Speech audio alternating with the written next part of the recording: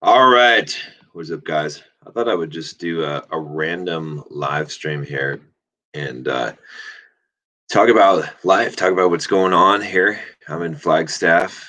I'm gonna wait before I get into some of the real stuff here until some more people jump on. Not scheduled, but anyway, I thought it'd be kind of interesting to just talk about what's going on. I'm up here in Flagstaff. I'm training for my 100-mile race. It was canceled actually, but I'm still here in Flagstaff and I'm still going to run 100 miles. What I'm going to do is I am going to finish training up here in Flagstaff, and then I'm going to come down elevation to San Diego. And I'm just going to run 100 miles by myself, just self-supported. Maybe get a few people to run some segments of the race with me, because it's not about the medal, it's not about the race itself, it's about making it that 100 miles. So let's see who we got here. What's up, Jack? And what's up, Facker? How you guys doing? Doris Coding School. He wants to know, what are your thoughts on calisthenics? I think it's cool. I mean, you could do calisthenics, but here's the thing about any kind of fitness type of stuff. What's up, Nexus Capital? The thing with any kind of fitness thing that you do is you have to figure out what are you trying to accomplish with it, right? So if you want to do calisthenics, why are you doing it? Like, what are you trying to actually accomplish? Are you trying to gain muscle? It's not the most efficient way to gain muscle. Okay. Are you trying to gain endurance? Not the most efficient way to do that, right? To get ripped, again, not the most efficient way. But calisthenics, you look at someone like Brandon Carter, he does a lot of calisthenics. He's got a pretty impressive physique. That's not all he does, but he does that as sort of the challenge, right? And I think it's pretty cool to be able to do some of the calisthenics type of exercises that guys can do. You look at guys like Cali Muscle, he does a lot of it, but that's not all he's doing to build muscle. So, I'm okay with it if it's something that you find as a challenge and it's something that you're working towards, like doing handstands, doing a lot of the kind of tricks that you can do with calisthenics. But in general, it's not the most efficient way to really like do anything to build muscle or to build endurance or to lose fat. So it really depends on what your goal is, right? Again, you might say the same thing about like why run a 100-mile race. It's not the most efficient way to lose fat. It's not the most healthy way to, like, as far as cardio, but it's a challenge. It's something to go for. So with that, I don't have any problem with it. You just got to know why you're doing what you're doing, right? So what's up, Andy here? Andy wants to know, what time do you sleep, man? Normally like 9 or 10 o'clock. So it's like 8:30 here for me. So Ballstar 47 says, what's up, John? Been watching you for years. Love your content. Cool that you mix it up with the Rule Zero guys like Rich, Rolo, and John. Yeah, no, that's cool. I like those guys. It's funny, I think with me doing the 21 convention stuff, like, I mean, some people are butthurt about that. I got no problem with the Rule Zero guys. I love those guys. They're my brothers. I don't know. Maybe some of them might have a problem with me, like associating with the 21 convention guys. That's okay. They can have a problem with it. It doesn't mean that I'm going to have any beef with them.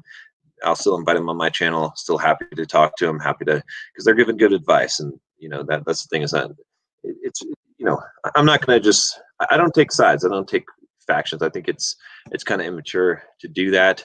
If other people have disputes, it's not my dispute. So, but Living Being says Parker makes running more fun. I agree. What's cool about I've been doing a lot of trails now, training for this race, and I love trail running. It's so fucking awesome. It's like the same thing like with parkour, is like the trail running makes running fun. I've been running flat road races for a long time, and getting out on their trails, it's like you're dodging rocks and figuring out where to step, and especially the technical trails. So it makes things a lot more fun. I've been running without any headphones, like run a 14-mile run, just nothing, not listening to anything, and it's because it's so engaging. So I'm really enjoying that part of it now. So let's see. We got Wear a Hat wants to know what my favorite author is. Gosh, that's tough. Nicholas Taleb. Nassim, I can never get his name right, is probably one of my top ones. Stephen Pressfield is another one. I like a lot of Robert Greene stuff. I think those are probably, uh, you know, probably some of the best ones. I'm trying to think if there's any other like major authors. I mean, Ryan Holiday. Only problem is the book I really liked from Ryan Holiday was The Obstacle's the Way. I wasn't too big on Ego is the Enemy or some of his other books, but he's definitely a good author, right? He's trained from the Robert Greene school of thought there. So let's see here. Guys, also there's a lot of chat coming in here. If you want me to like make sure I get your chat, you might want to do some super chats. But all right, let's see what we got here. Trying to look for some good stuff here. Uh, all right, all right. Let's see here. Okay, this is a good one, I think. Here, Reagan Martin says, "How to become more assertive? Do you recommend any practice or social challenges to improve assertiveness?" That's funny. I was just coaching a guy, one of my coaching clients, and he was asking about the same question about how to become more assertive. And really, what it comes down to is you guys probably have heard me talk about like the three levels of freedom. If you don't know what I'm talking about, three levels of freedom, I've actually got a series of videos, I believe, in the Bulldog Mindset membership talking about this and talking about some of the more tactical things. But I'll try to give you some of it here. There's a link below if you want to sign up for that, for the membership, for a $7 trial for that. Make sure you check it out. But yeah, so it comes down to like basically like there's three levels of freedom, right? The first level is where you do things because you are out of fear, okay? So, or you don't do things, right? So in that instance, right, take talking to women, for example. Guys in that level, they'll be afraid to do it, so they won't do it, okay? That's very little freedom. The second level of freedom is you do things out of obligation, or not out of obligation, but out of compulsion. So compulsion means that, so maybe you're a guy that you hit the second level of freedom in regards to talking to women, right? And so you do approaches, but you do them all the time. Every time you see a hot girl, whether you want to approach or not, you approach because you're trying to prove that you're not afraid, right? You're doing it out of compulsion. It's not because you actually want to, but you're doing it out of compulsion. And the third level of freedom is doing things from neither fear nor compulsion. You're doing them totally naturally. You can do what you want. That's the true freedom. And so it's the same thing kind of with assertiveness and practicing any of these things. Is if you want to be more assertive, right now you're at level 1. Okay, you're afraid, so you're afraid to be assertive, so you're being a nice guy, you're trying to not have people dislike you. When you reach level 2, what you have to do is you have to be assertive on purpose. So anytime someone's violating your boundary at all, you need to call them out, and you're doing it out of compulsion, right? You need to practice this. So anytime that someone does something that offends you, that's you consider like a violation of your boundary, that they're infringing on you in some way, you call them out, right? You purposely make conflict, confront people on those things, even if it's just a small thing. It doesn't mean you have to get into fights. It just means that you call it out. Okay. Then when you reach the third level, it's where you're really saying, okay, do I actually care about this or not? Okay. So a good practice, right, to get there is you have to get to the second level first. So you've got to stand your ground, right? You have to look for situations where you're not being assertive and purposely be assertive. Okay. And it's going to be going overboard a little bit.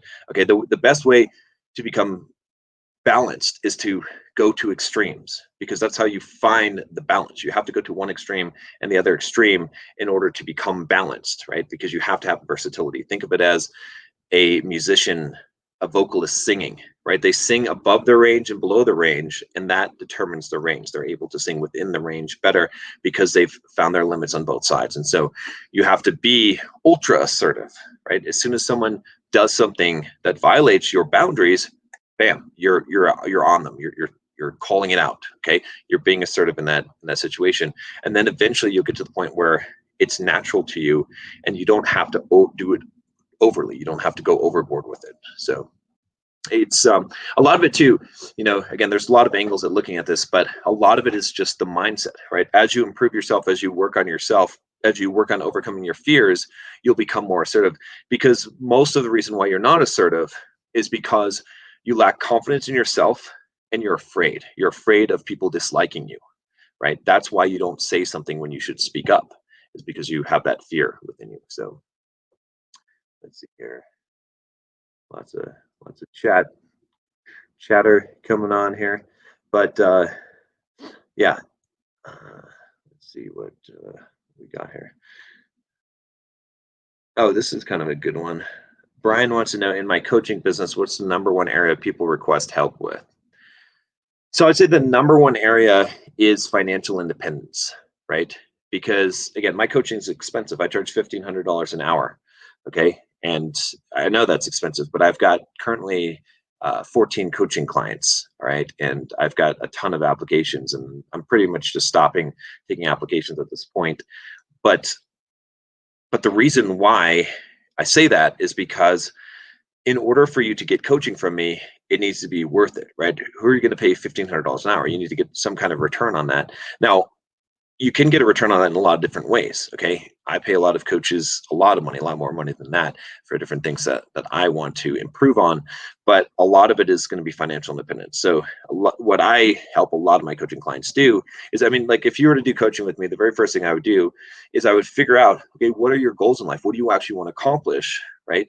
And I would help you actually determine that, because most people don't know what their goals in life are. They don't know what they really want. But I have a good insight in this, because I've gone through all this myself, and I've gone through coaching with a lot of people, and I will help you figure out, okay, what is it that you want, right? Do you want to retire young?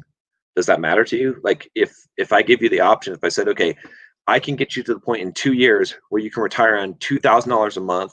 You're going to live in Thailand or the Philippines, but you'll never have to work for anyone again. Okay. Would that be worth it for you? Or is it more that you want to make more money and retire? Do you want to have a certain lifestyle, right? And then you have the other areas, right? What about fitness? Like, what is your ideal? Do you want to lose weight? Do you want to get a goal physique? Do you want to accomplish things athletically, right? What kind of mindset do you want to have, right? Assertiveness, right? Do you want to learn to be more dominant? And then with women as well, what is it that you want to accomplish there?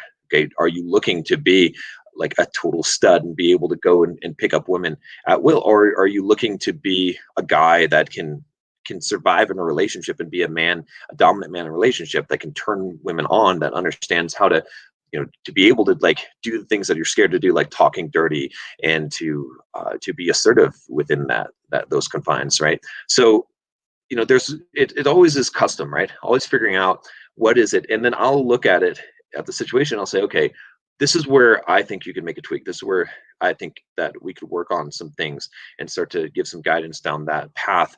But a lot of it comes down to, what it ends up coming down to is building a business, building some financial independence, right? Investing in real estate becomes a large one, and figuring out how can we accomplish all these goals, right? Because I try to weave it all together so that you can have the life that you want, right? And then figure out, okay, what are the steps that you need to take to get there, right? That's what I really try to do.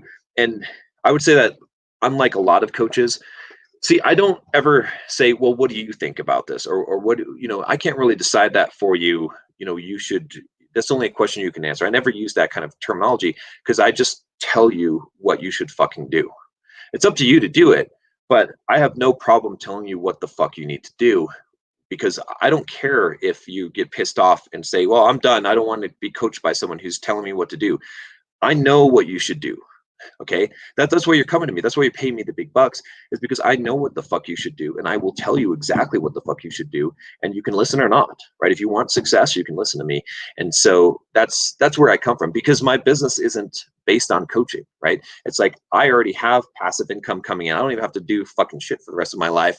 I got Bulldog Mindset membership income, simple programmer, rental real estate. So I'm not afraid to lose you as a client by telling you the shit that you don't want to hear, right? And that's that's the thing that I do. So yeah, so again, most people that are asking for coaching, they're looking for to become financially independent, right?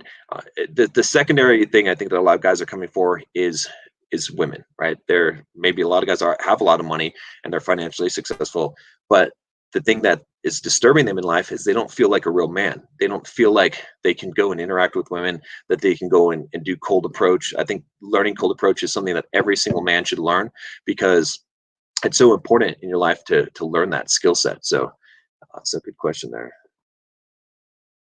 All right. I'm a female. Can I become a moderator? Possibly in time, if as I know you better, but I'm not just going to give out moderation to someone I don't know. So I Omega says, I like to talk dirty. I'm single and celibate, but looking forward to it again when married. Okay, well, that's each his own. It's interesting. What is your opinion on DMS? You know what? I actually like the guy. I've talked with him. I've had him on live stream before. I've been on his live stream. He talks a little bit of shit. I feel bad for him in the sense that he thinks he's got it right. Like I could tell he's like on the edge, right? He's sort of catering to his audience because his audience is black pill guys that want to hear the kind of stuff that makes them more sad, so they feel good about that and feel good about themselves because they feel like it's not their fault. But I like the guy. I'd like to see him. I would love to like go and coach him and show him how to pick up girls and how to become successful with women, because I know I could do it and I know that I could change his life around. And if I could change his life around, he would spread that message and change other men's life around. So I like the guy, even though we have a completely different outlook on life, right? So I would say that he has very much a strong victim mindset, unfortunately. So let's see. You don't even have to pay me and I'll tell you what to do. Yeah, the thing about that, Lakeland, is that it depends. You should always take advice from the right people. If you take advice from the wrong people, it doesn't really help you in life. I only accept criticism from people who are more successful than me in a particular area. If they're not, then I don't give a fuck what they have to say, because it doesn't fucking matter, right? So it's a lot of people, the way they do things is they say, okay, well, is the majority against me? If the majority is against me, then I'll change my opinion or I must be wrong. I don't give a fuck if 99% of people say that I'm wrong. I care about the 1% that's more successful than me, because that's all what it's always going to be. It's going to be that 1%. And I care about their opinion. It still doesn't mean that I'm going to necessarily change my mind, because ultimately I care about my own judgment more than anyone. But that 1%, the people more successful than me, they can influence me. I will listen to what they have to say because they have achieved something that I want to achieve. So I think that's important in life. Let's see here. How do you prevent condoms from breaking? Don't wear them. No. I mean, that's how you prevent them from breaking. This is a weird problem to have. Do you really have problems with condom break? Like, buy the expensive condoms. Fuck. I don't know. Do I believe in semen retention? No, I don't. Not really. I mean, I think there's probably some benefits to it, but the way it's being preached and the magical qualities that people are saying it has, no. Having discipline, not watching porn and masturbating, valuable, because it's controlling your urges and having discipline, and it is not taking a substitute for what you really want. It's going to help you to, if you're not getting something that you need, you're going to have to figure out a way to go out and get it. If you're substituting porn and masturbation for actual success with women, you're not going to be motivated enough to go out there and get it. Okay, so you can do things like semen retention and nofap and stuff like that, but do it for the reason of making yourself have a need that's being unmet, so that you will go and improve yourself to fulfill that need. So what's up, my boy, my brother, Red Pill Rebellion? This guy's awesome here. So he says, LOL, only surgery can change face and elements of dating life. I know how he looks. I don't know how he looks, but I mean, I don't know about that. I mean, it could be really bad. I guess I could take your word for it. But I've seen some guys that have had some pretty, fucked up genetics and whatnot that have had success. It's obviously it's going to be harder. If you're not a good looking dude, it's going to be harder. But I mean, you don't know too. Like a lot of times if you get jacked, and I honestly believe that your face does change with internal changes, not like to a huge degree, but I could just use myself as an example. If you look back at my history and you look at like my earlier videos or my pre-transformation videos when I was fat, and even when I had lost the weight, when I was still very much, I would say, shy and lacking confidence, my face looks different, right? Because a lot of how you're perceived is in a three-dimensional space, right? Which is or actually four-dimensional, right? Because it's within time, right? It's your mannerisms, it's how you carry yourself, it's a lot of things. Like it's not just your face. I mean, because I can make my face, right? Like, you know what I'm saying? Like, and you've seen hot girls that make their face look ugly, right? So what is it like? Your face has like a resting position, but it also it's dynamic, right? And so there is a lot to it, right? Again, like I said, I mean, there's some objective things. I understand all the facial symmetry and those type of things, but I think there's a lot to be said about like how you present in person and just the micro expressions that you make that convey so much. Because think about it, how many millions of years of evolution have gone by that have made it so that we can look at a person. Like, I mean, I challenge you, like, look at a man and in within 2 seconds you can tell whether he's a pussy or not, and you'll be accurate like 90% of the time. Why is that? Okay, why is that? How can you look at someone's face and tell who they are inside? It's because all these micro expressions, how would they carry themselves, all these minor like little data points that give us hints about people. That's why internal is so much important. That's why I focus on the mindset so much. So, all right, what we got here? All right, we got a super chat here. Appreciate it, Hedgemon 1984. He says, "Hey John, you're right. My game low was temporary, and I've gotten a solid phone number and an incident since we last spoke." That's good, man. See, Hedgemon 1984 sent me an email talking about what was going on in his life and uh, and how he was hitting the small and little jealousy with a friend of his that was less experienced and was having more success.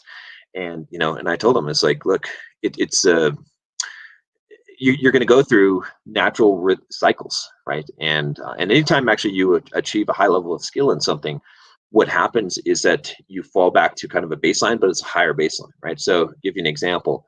When I take guys out in Vegas and we do coaching, right? We do one-on-one coaching in Vegas.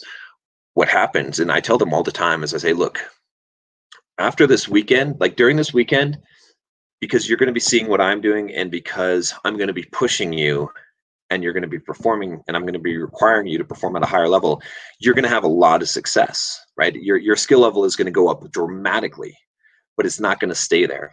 What's going to happen is that as soon as you get back home, you're going to be scared, you're going to have approach anxiety again, right? And you're going to feel like all the shit that you were doing this weekend, that you lost it all, right? That it was temporary and it didn't stick.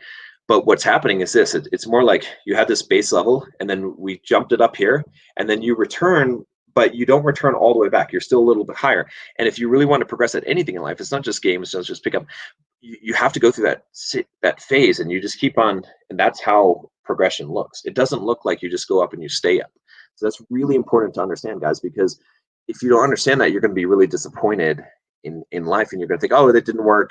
Oh, I don't know what's going on. You're going to start to doubt yourself. And what you have to realize is that it's just a process. That your brain is a goal-seeking mechanism, right?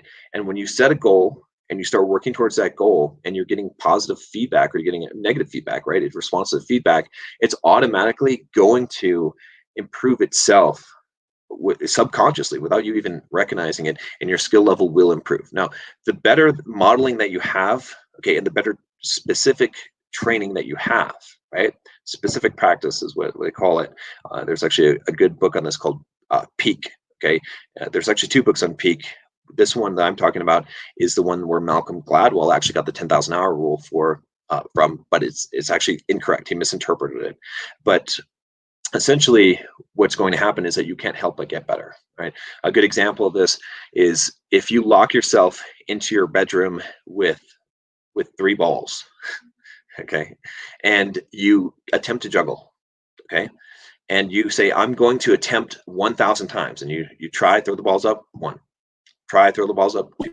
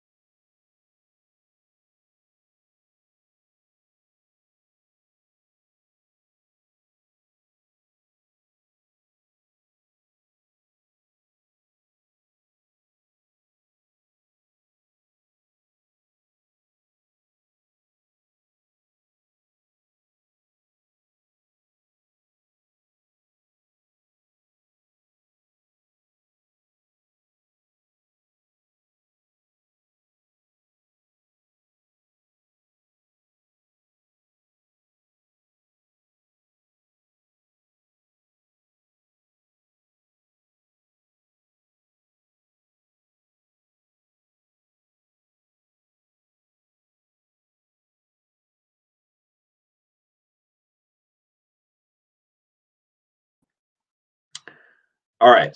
I don't know what the heck happened. I lost my internet connection. All right. Hopefully I'm back online here. Thanks, Red Pill Rebellion. Yeah, guys, if you wouldn't mind liking the video, I would appreciate that. Guys, am I back here? Blue Pill Simp stole John. All right. Let me see. Let me see if I'm back here. Let me know if I'm back. Put some in the chat room if you can hear me. Okay. I think I'm back. Back to juggling balls. Okay. So yeah. So what I was gonna say is, yeah, I'm up here in Flagstaff. I'm staying at an Airbnb here, so I don't know. My internet connection is not the best, but yeah. So I said, yeah, juggling balls. Thank you. Okay. So what I was saying is that your brain is a goal-seeking, mechanism. So if you commit to trying to juggle for 1,000 tries, you will absolutely succeed at it, whether you try to or not, whether you feel like it's working or not. It will happen. Your brain will automatically make it happen. And so it's kind of cool to understand that about your brain. There's actually a really good book called Psycho-Cybernetics, okay, by Dr. Maxwell Maltz. Old book. Read that book though, because it really kind of explains this process. But once you understand that, you're gonna have a lot more confidence in life, because it's like, if you just start approaching, you're going to become better at that. If you now, the only catch to this is you have to do things that are beyond your comfort level. Okay, so the example I could give you is is driving. Okay, you drive a car every day, right? Most of you. Okay, not everyone, but mostly, right? But you don't really improve at driving a car, even though you've put a lot of hours into it, right? I'm not getting better at driving a car, to the point that I'm not a NASCAR driver just because have thousands of hours worth of car driving.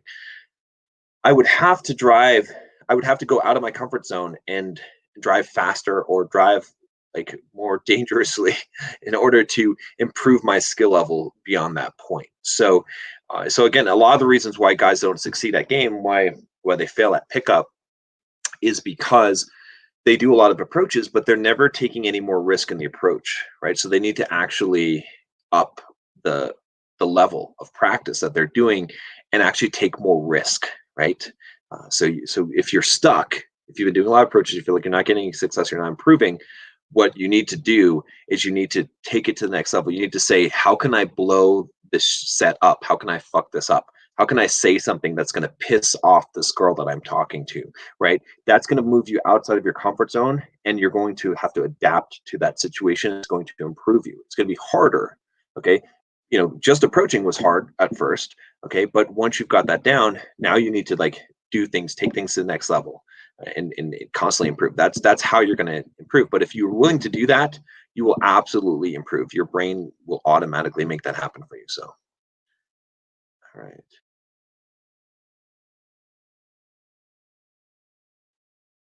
I'm not sure what MBTI is, but I have been taking some nootropics. I'm actually working with a company called My Formula. I think I've got a link down below if you guys want to check them out.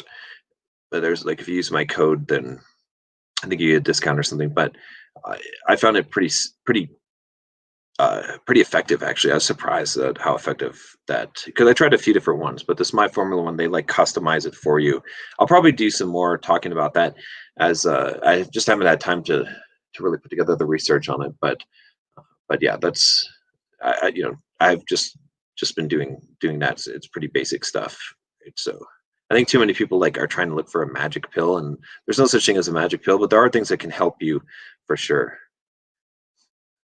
Let's see. Kashuri Katsu says, like, approach now while this pandemic is going on. Yeah, I mean that's something that you could do for sure. You could, that's going to make things harder. Okay, but do it anyway. What's the problem? What do you have to risk, right? Your risk is that you're going to get rejected, or not a big deal. You need to just go out there and take risks. So, all right. So yeah. So anyway, guys, yeah, I'm up here, Flagstaff. Been training for this 100-mile race. It's pretty cool running on the trails. I've been enjoying that quite a bit. and it's been a big challenge. I mean, this whole 100-mile training has been just it's insane. Like, it takes up so much time, and it takes so much dedication to do this, because it's not just like the hours and hours of running. It's also the recovery and just feeling like shit. It's hard to have energy. Like, after I run like a 20 or 30-mile run, I'm dead for that day, for the next. I can't even. I don't even have the cognitive function to be able to sit and work, honestly. So it's pretty crazy, but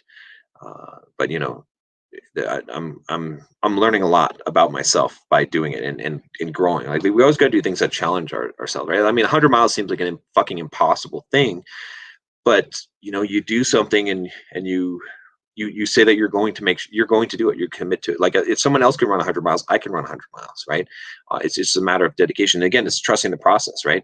I've got my coach, and my coach tells me what I need to do every day, and I know that if I just do what he says every day, that I'll be ready for this race, and then I'll be able to run it. So every day I just look at, what am I supposed to do? Sometimes it's some bullshit, right? Last Saturday I had to run 6 hours. Okay, that was not fun. Running 6 hours at elevation in the fucking 90-degree temperature, not a lot of fun, but I know I just have to keep on moving and get through it.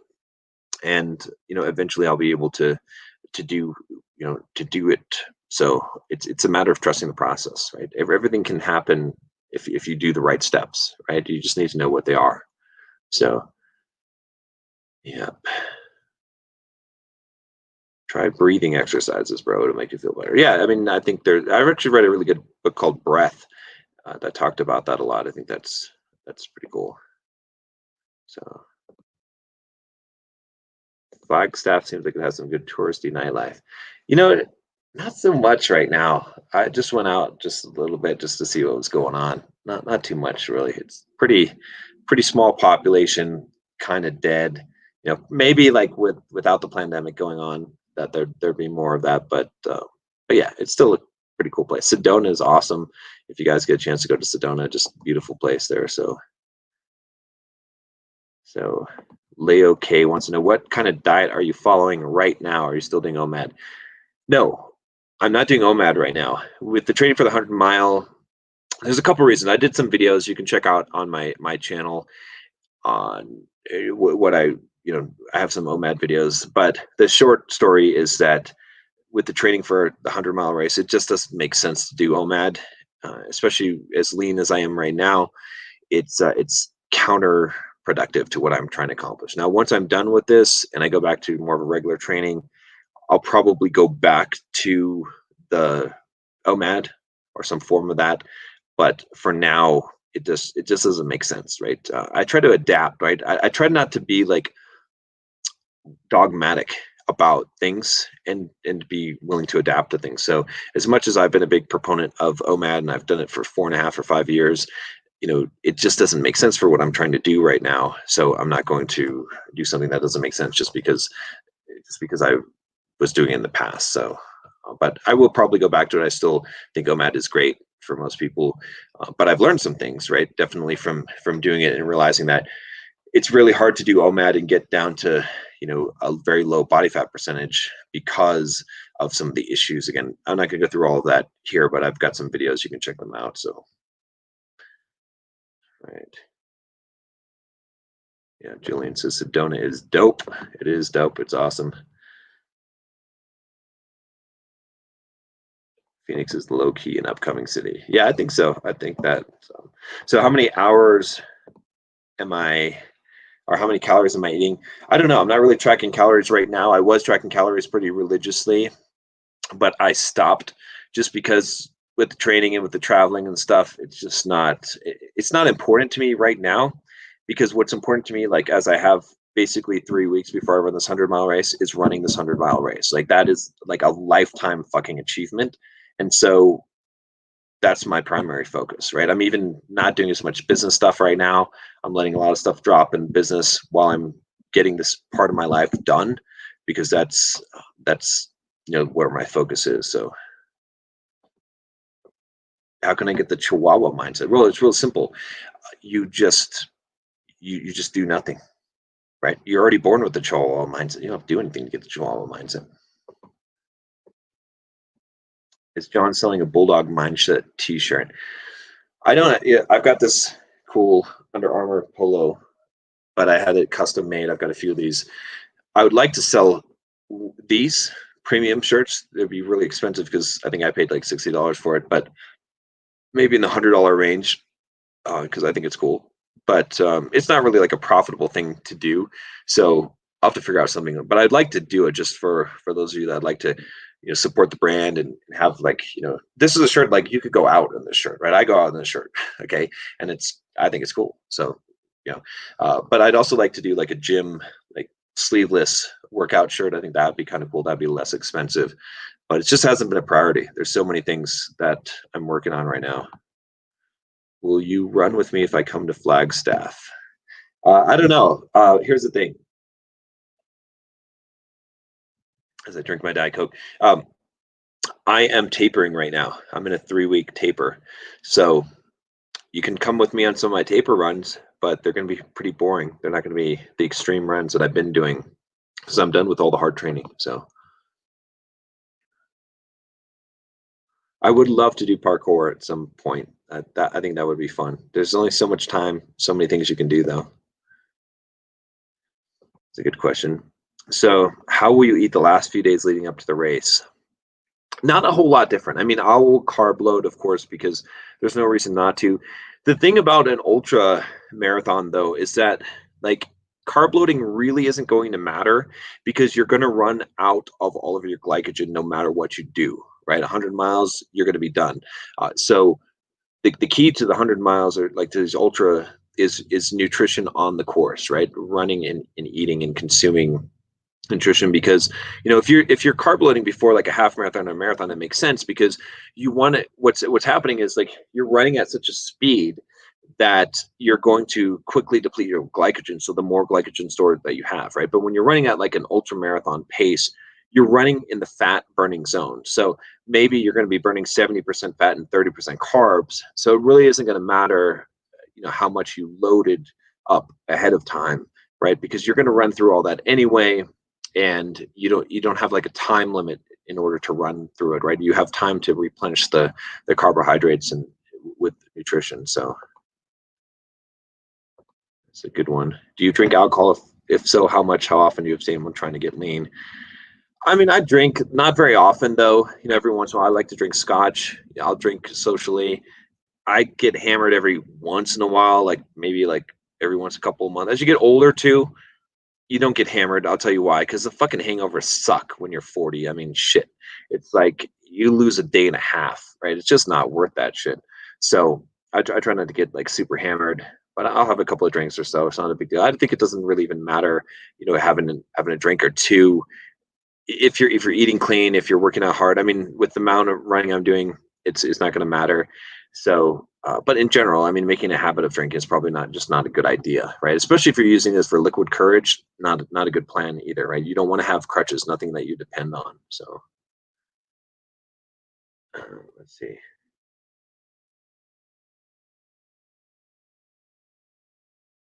I gotta give a shout out to Kujam because he's always in the chats. Appreciate you, brother. You're always in the chats here, so you give me a lot of support. I like that. So. I've been trying to get David Goggins on the show for 3 or 4 years now. Actually, my email just bounced back with his girlfriend. I've been communicating with her for the last 3 years, trying to get him on the show. And I just been sending a reminder every like 2 months to email her back and say, hey, can we do it yet? Can we do it yet? And the last time she contacted me back, she said, yes, we're going to do it. It's going to happen, just not right now. But I'm going to make sure that happens. So I'm due to email her again. So probably tomorrow I'll email her and I'll see. But I've probably emailed her a good 15 times to try and coordinate this. And I was rejected 14 times. The 15th time she said yes, but not right now. So that's progress. If you want something, that's what you have to do. I just doesn't harm me to just keep making a reminder for me to keep on following up. And I always get what I want in life. Always. I think that's, if you believe that, it will happen for you. So, and if you believe that, then you'll make it happen. So, what have you learned about yourself as you train for this race? Is the mental or physical element more important?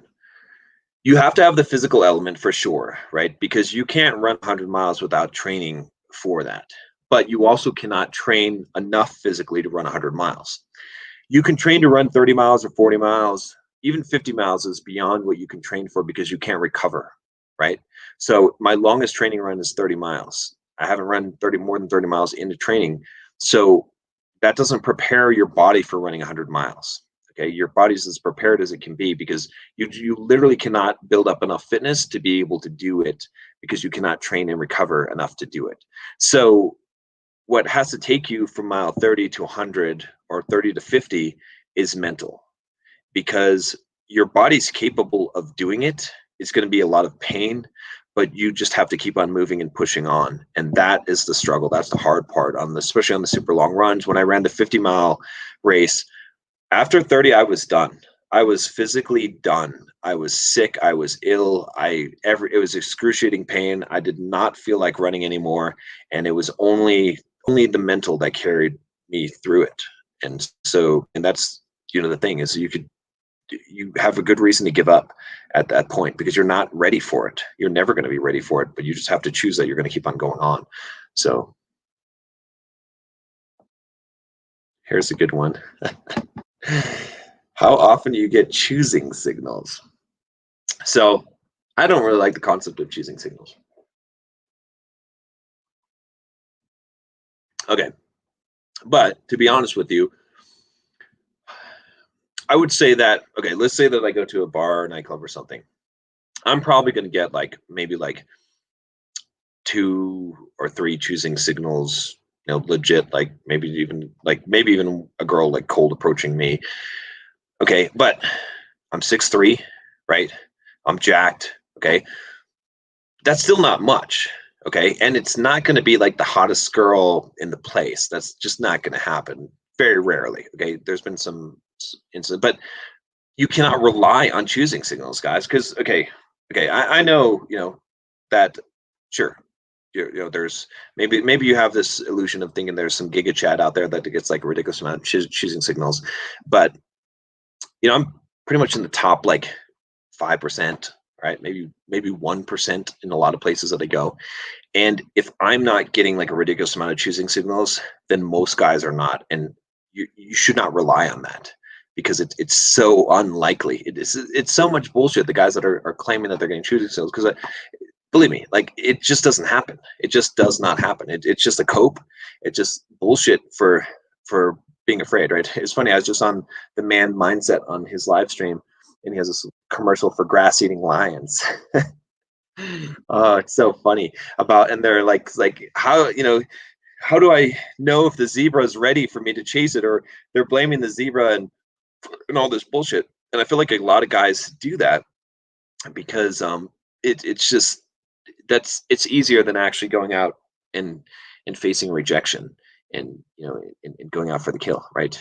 It doesn't matter how good looking you are as a man, you're not going to get a ridiculous amount of choosing signals, and not the girls that you want to give you choosing signals. It's just it's a myth. It's a false thing. Most women don't even want to do in fact, most women, what they'll do is they will get in proximity of you. And you have to be extremely perceptive to see the quote choosing signals, to see what women are interested in you. And a lot of the interest doesn't really occur until you're actually in a conversation or how you're acting towards them. That's what creates interest. Believe me, I talk to a lot of men. I talk to a lot of women. Okay, I coach women. All right, I have women that I coach. Okay, I don't talk about it a lot, but I spend some time coaching women, and I get the straight up from those women that I'm coaching, because they're telling me what they're doing and what they're attempting to do and how they're reacting to men. And believe me, their whole thing is that they do not want to let a guy know that they're interested. They purposely see a guy that they're interested in, and they purposely look away. So, because they don't want to face the rejection, they purposely look away. This is what they tell me. Okay, they purposely look away. So they're doing the opposite. They're trying to pretend like they're not interested in, because it's embarrassing to them to show interest to a guy, especially if the guy doesn't show interest back, just to give a glance. They don't even like to do that. They don't like to get caught glancing. Okay, the best way I guess you could find these women giving you choosing signals is to have a friend with you and you have your back turned to him and have him looking over your shoulder, and then he could give you an idea of it. But that's the general way that women operate. Like, when guys are telling you about choosing signals, they usually don't know what the fuck they're talking about. Okay. And I'm not saying that to knock anyone in particular. I know a lot of guys that are friends of mine that I highly respect. They give a lot of good advice that talk about choosing signals. I just disagree with them on that point, because like I said, from my perspective, I would know if choosing signals was a thing. Okay. And trust me, it's not. So I don't know. I mean, well, let me ask you guys, like, why do you guys, I mean, and not all of you, but why do so many of you guys insist on the whole choosing signals thing? Right. I mean, honestly, do you guys get choosing signals? Right. Do you get a lot of choosing signals? Would you be able to like spin plates and fill up your date card, your sex card, if you only relied on choosing signals? Because heck, I'll tell you this. Let's do this. Let's do this. If you're getting a lot of choosing signals, okay, if you think I'm full of shit on those choosing signals, I'm going to give you a link. You can jump on the live stream with me right now. Let's look at your face, okay? And you tell your story. I want to hear your account of all the fucking women that you're fucking because of your choosing signals. I want to hear it. I challenge any one of you guys in the chat right now, okay? There's 163 people. Surely one of you guys is getting fucking choosing signals and is getting laid like a motherfucker from your choosing signals, right? If it exists, otherwise it's a fucking unicorn. All right, then someone in here is doing it. So jump on the chat right now. Let's see your face and you tell your story, okay? And you tell me how you're getting all these fucking choosing signals, and we'll evaluate. We'll see if you're telling the truth, because I know how women act. I know how they operate, and I'll tell you. We'll know if you're bullshit or not, because the female nature, it doesn't lie, it doesn't change. And so we'll see what the interaction is. How I want to hear what you said, how it went, how you brought her to your place or her place. I want to hear all the logistics of it, because if you're full of shit, I will know. Okay. And a lot of guys in this chat room, I'll tell you, Red Pill Rebellion, he'll fucking know. He'll call you out on that shit. All right. So where is it? Anyone want to accept the challenge? No. See, I don't see anyone. So, and see, look, here's, take it from Red Pill Rebellion. Okay. All right. I happen to know that that Red Pill Rebellion is a good looking dude. All right. And he says it right here. Choosing signals are very rare, even for chads. So there you have it. Okay. Anyone who's telling you that, I don't know. Like I said, I could be totally convinced that I'm wrong. I'm totally willing to be convinced I'm wrong. All you gotta do is fucking appear in the chat and tell me that and show me that I'm wrong. I challenge you. Fuck. If you can honestly convince me, right? If you're telling the truth, I'll give you a fucking $100 right now if you actually are getting choosing signals and can give even the smallest amount of evidence that is working for you. Okay, that's how convinced I am, and I'm totally willing to be wrong. I hope that I'm wrong in that sense, right? But I'm not. So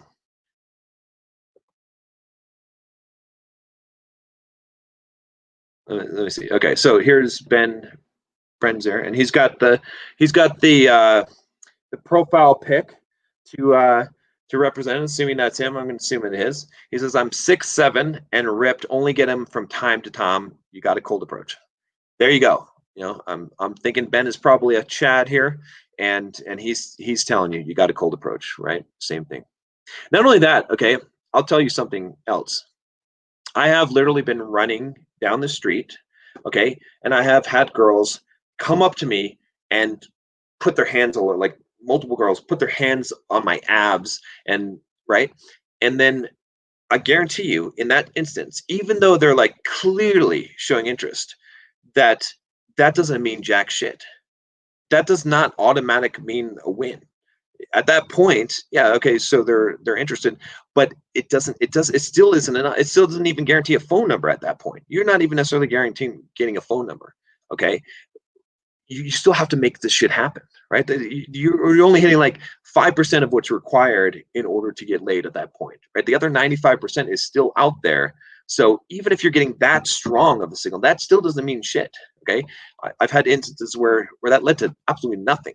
Okay, in fact, that's usually a bad sign, because if a woman puts herself out there and gives you, like, okay, like for example, if you do like a make out open, like a kiss open, many times you will fuck up the set, because what will happen is when women show a large degree of interest, they get embarrassed and they want to run away and hide. Just like when you open a set, right, and it's going well, and then you're like, oh, okay, I better abort, right? You see guys eject from sets. That's what women do, because they're like, it's going well. I don't want to get rejected.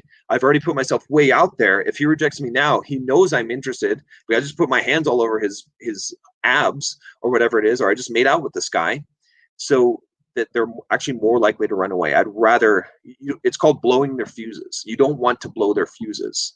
Okay, once their fuses are blown, or they've gotten the validation that they want, maybe they're doing that just to get the validation. There's a lot of reasons for that. It's actually not a good thing. It's much better if you you want to be leading the interaction from the beginning.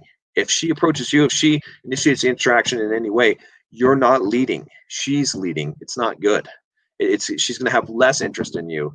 She's going to be less attracted to you. It's going to be harder for you because you have to now take the lead away from her. And so it's actually not a good thing. Okay, so still no one accepting the challenge. So there you have it, guys. If there's no one in this entire fucking chat room who believes that they're getting choosing signals, who's got enough balls to come up on the live stream and demonstrate it. So, but cold approach does work.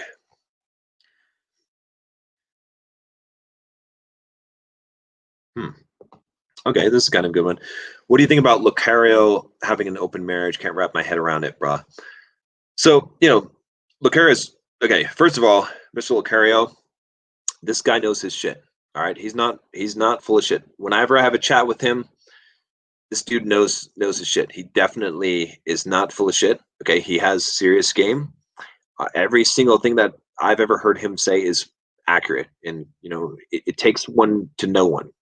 All right, and as far as like the open marriage thing, it's all about frame, right? He has set the frame, okay, and the woman has accepted the frame. It's amazing what you can do when you set the frame, okay? And it's not like just to have frame, just hold your frame, bro. I know all that bullshit, but really, when you have standards and you say, this is what I'm doing, right? Essentially, like, and this is how you should be interacting as a man, guys. You should always be coming from this frame. This is what I'm doing. You can come along or not. I don't really care. Okay? If you'd like to join me, you can. Everything from asking for a date to setting the tone of the relationship to what you'll accept to things like Lucario having an open marriage. It's basically, that's the frame. It's like, look, this is what I'm going to do. I'm going to go fuck all these women over here. Okay? You can come along if you want, or if you don't want, then you cannot. And that's the frame that he's holding. And once you've laid that out, and then the other person has accepted that frame, that becomes their new world, and that becomes a reality, right? Look at the frame here. You want a good example of this? How many of you guys are wearing masks right now?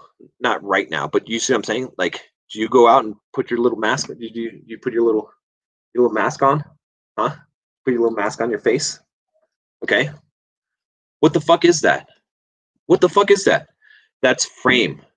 That's a ridiculous frame. But how many of us are buying into that fucking ridiculous frame? That's the same thing as an open marriage. That's a ridiculous frame, you would think. But if you're wearing a fucking mask and are you standing 6 feet away from people? Yeah, you're doing that shit too. Ridiculous frame. Ridiculous. But we've come to accept it. All right, we're not even fighting it anymore for the most part, okay? I go in the store, I just fucking put on the mask. I don't give a fuck. Like, I'm not going to wear a mask somewhere else on the street or whatever. That's fine. But but we're not even fighting it, even though it's ridiculous. So that's how these things happen, right? You talk about threesomes and all kinds of stuff like that, and open relationships. It's all frame. It is seriously frame, but it comes from being able to walk away. If you want to have true, solid frame and frame control, you have to be able to say, look, this is what I'm doing. You can go along or you cannot. It's okay. It's not pressure. It's just, I'm doing this, right? And when you are that person, you don't care, then yeah, maybe your girlfriend, whatever, is gonna be like, yeah, I don't think so. I'm not doing that. It's fine. Okay, find another one. All right, but there's gonna be some girls gonna come along that's gonna be, and especially the more masculine you are, the more she's into you, the more that you're good at doing this, right? The more that you're a high value man, the more likely she's gonna be like, okay, I'm in your frame. And once she's in the frame, that's it, game over. So all right. Thanks for the super chat, Ryan. He says, appreciate you these past few years. Appreciate you. Appreciate all you guys, man. So would you have Todd V on your show again? Yeah, Todd is awesome. He's got a really good framework. I feel like his framework is the easiest one to teach for learning game, right? His whole, the whole open premise, qualification, right? Thing. I think that's the easiest thing, and I really like his analytical approach to it. So I have to say some of his conversations are boring, but he says it as well. He does kind of a boring game, but it works. So I would like to talk to Steffes Gold. I haven't seen a whole lot of his stuff, but it seems like he knows what he's talking about too. I'd like to get him on a live stream at some point too. So it's kind of funny that, like, am I defending an open marriage? Not necessarily. You can do whatever the fuck you want. You can do whatever the fuck you want. Okay. I don't need to take sides. I don't need to bring morality into things. It's not about that. You have your set of principles and your value system. I respect your right. I don't care if you're Christian or if you're Muslim or whatever it is. Like, I respect your values if you respect your values. I judge a man by his own principles, not by my principles, right? How you conform to your principles. So if you're against open marriage, then don't do it. But I'm not going to condemn someone who has it working and is fine with that, right? I'm not going to, it doesn't matter what my opinion of whether an open marriage is a good thing or not. It doesn't matter. The question is what can we learn from it? Is it effective? Is it something that he wants or that you want, right? You don't want it, that's fine. It's good. But that doesn't give you the license to judge someone else who does want it. I'm not going to cast judgment on him, even if I disagree. It doesn't matter, right? What matters is what what the reality is, right? What is the reality of the situation? That's what you should be concerned with. You live your life how you want to live your life, right? But I'm giving you the tools, right? As Steve, the Dean Williams was saying when I was on here, he said, we're giving you the weapons. Here's the weapons. You do what you want with them. So, all right. Would you have George Bruno on your channel? Yes, I would actually. I was just talking to him. He just asked me to text him. Let me see what his, but I think we're going to set something up here. Yeah. So anyway, yeah, I was listening to a lot of George Bruno stuff. I think he's a pretty cool guy. I think he's very level-headed, and yeah, I would love to have him on the channel as well. So, all right. So yeah, what do you guys got? Give me something good here.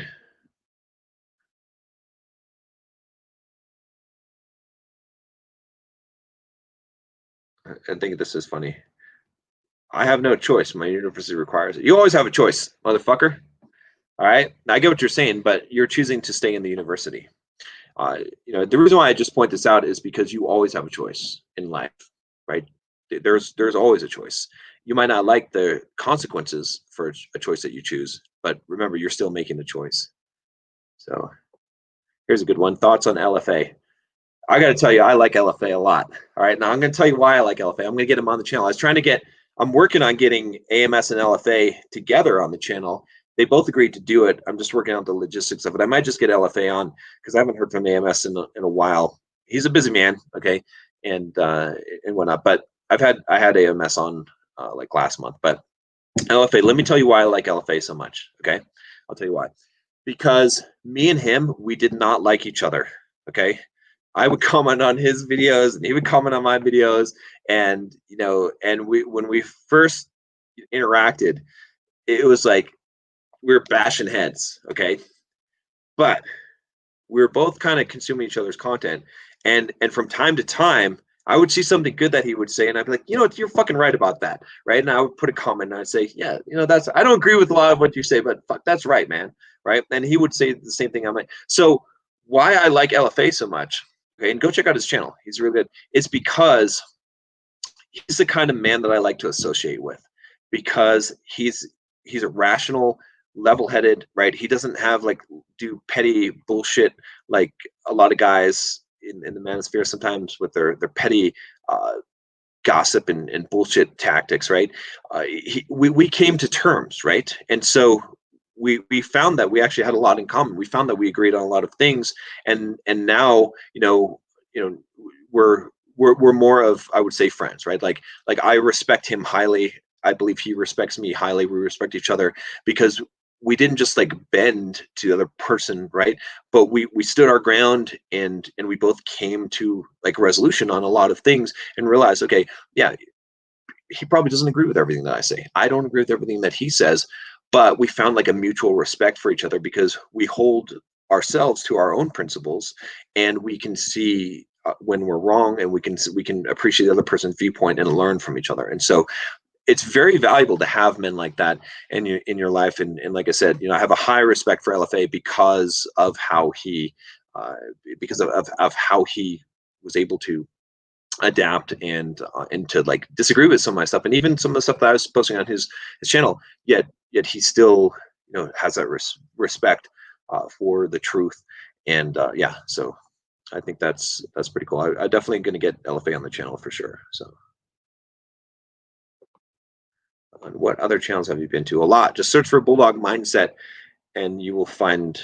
I've been on a ton of channels, especially lately. So I don't know if I'm prepared to answer this question. When was the last time you made a big change in your belief system, and what was it about?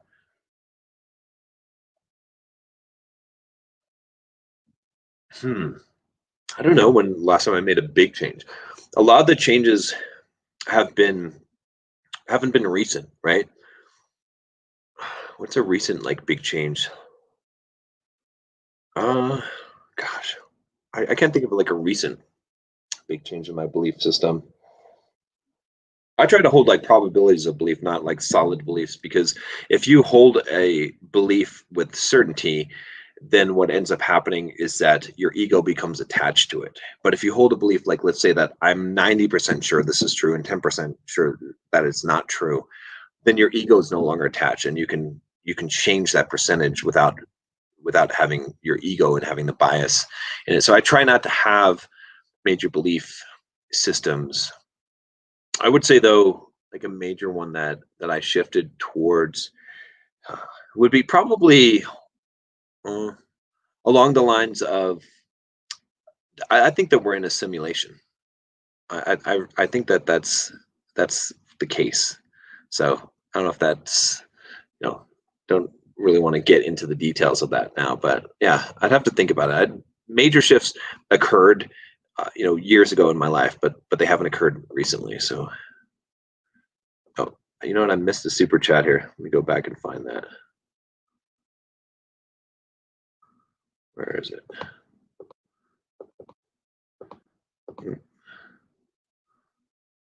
I can't find the super chat, but anyway, I got a. Oh shit! It just disappeared too. Fuck. Oh, here it is. Tim Clemens says, I stay in bed all day. I live off SSI for mental disability. I live with my mom. I'm lucky if I get an hour of programming done. What's the cure? Fuck, that's a hard one. I mean, here's the thing. You kind of just have to do the best that you can, right? Sometimes life is not fair. This is something that a lot of guys don't understand. It's just I mean, look at the whole diversity and equity type of bullshit that's going on. It's trying to make equal outcomes, but that's not the case. It's never going to be the case because life isn't fair, and you can't really judge yourself by the measure of other people's success, right? If you compare yourself to others, I could just compare myself to Elon Musk all day long, or compare myself to ultra runners who run 300 miles at 7-minute mile pace or whatever the fuck, or compare myself to whatever it is, right? I could compare myself to any number of people and I could be a fucking loser. I mean, compared to, a lot of the most financially successful guys in the world, I'm like nothing.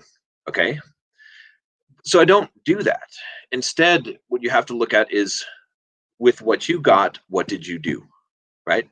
Go back to the Bible. Okay. Go back to Jesus and the parable of the talents, right? Where he said, okay, I'm giving you this, and I don't care what you were given. It's what did you do with what you're given, right? So if you're given a lot is expected from you. If you're given little is expected from you. So take what you have and do the best that you can. So if you have to stay in bed all day and you have to live with your mom and you can only get about an hour of programming done, then try to get an hour and 15 minutes done, right? Try to get an hour and 30 minutes done. See how far you can push it. Keep on improving yourself as much as possible, Tim. And that's the metric, right? If you're doing better than you were yesterday, then that's, as long as you continue on that progress, you will reach your potential, right? It's when we give up, it's when we compare ourselves to others, it's when we say, oh, I'm not good enough, I didn't, that's when we fail. But there's a lot of things in life we can't control. Most of life we can't control, but what we can control, that's what we should judge ourselves on. What did I do that I could do? That's the question. Okay. And that's all that really matters in the end, because you could have millions of dollars, you could fuck plenty of beautiful women, you could whatever it is, okay, and you could not be happy in life because you didn't live to your potential. Maybe your potential was to be a Jeff Bezos or Elon Musk, but you didn't live up to that, and you're not going to be happy because you know it in your heart. So you got to keep on pushing, man. Keep on doing the best you can. Whatever, there are such things as disabilities, there are such things as handicaps and disadvantages, but you got to push through that and do whatever you can do despite those things, right? And that's the key. That's what you have to do in life. So I wish I had a simple cure for you, but there's not one. The answer is just do the best that you can. Manuela, thank you. Appreciate you.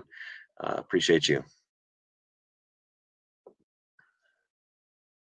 All right, Dominic here. Appreciate you, brother. You've been around for a long time supporting me, and I really appreciate it. So, and Greg also, good to see you too, brother. All right. Let me see what we got here.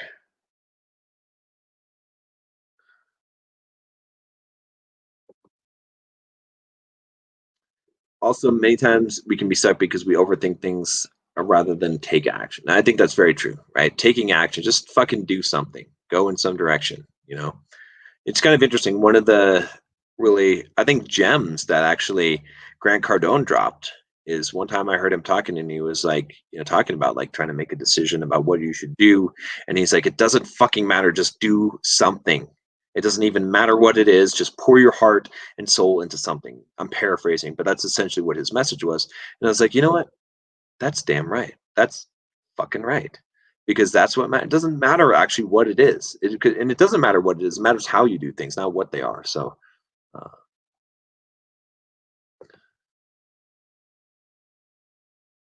by the way, guys, a lot of the guys I'm calling out here, Dominique and Manuela, are part of the Bulldog Mindset membership. I would highly recommend that you guys join, become part of the group here. I got a link below for $7 trial for the first month. You will get a lot out of it. I promise you. It's a great community, great people in there. And like I said, I do extra content in there. We do live streams, just great community. You want to become part of a strong community, and it will change your life for a positive. So, all right. What else we got here? Appreciate you, man. John, my idol since I was a junior developer. Appreciate it. So let's see here. All right, this is a good one. Any advice on closing deals? I can generate options with women with cold approach, and I can read some body language, so I know how to escalate, but I tend to go home with blue balls. Okay, so here's the thing. All right, here's the thing you guys have to understand. All right, I wish Lucario was in here, okay, because Lucario will back me up on this shit, or Myron Gaines. All right, logistics is everything. Okay, what do I mean by logistics? It means the situation. It means how things are going to play out. Okay, you can have a girl that's totally into you, 100%. You could be making out with her on the dance floor, just 100%, 100% into you. She's like, you never seen a girl more into you. Okay, but if the logistics aren't right and you can't figure out the logistics, how to overcome the hurdles, just like a sales call, you're not going to close.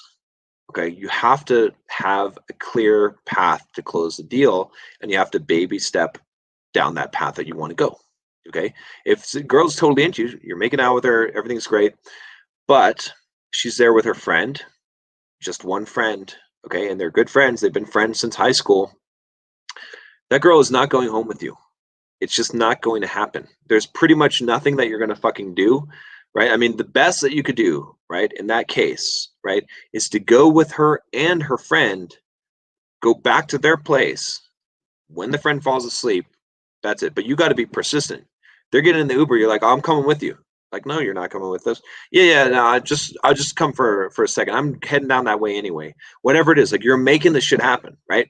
You have to think in your head, I'm going to make this shit happen.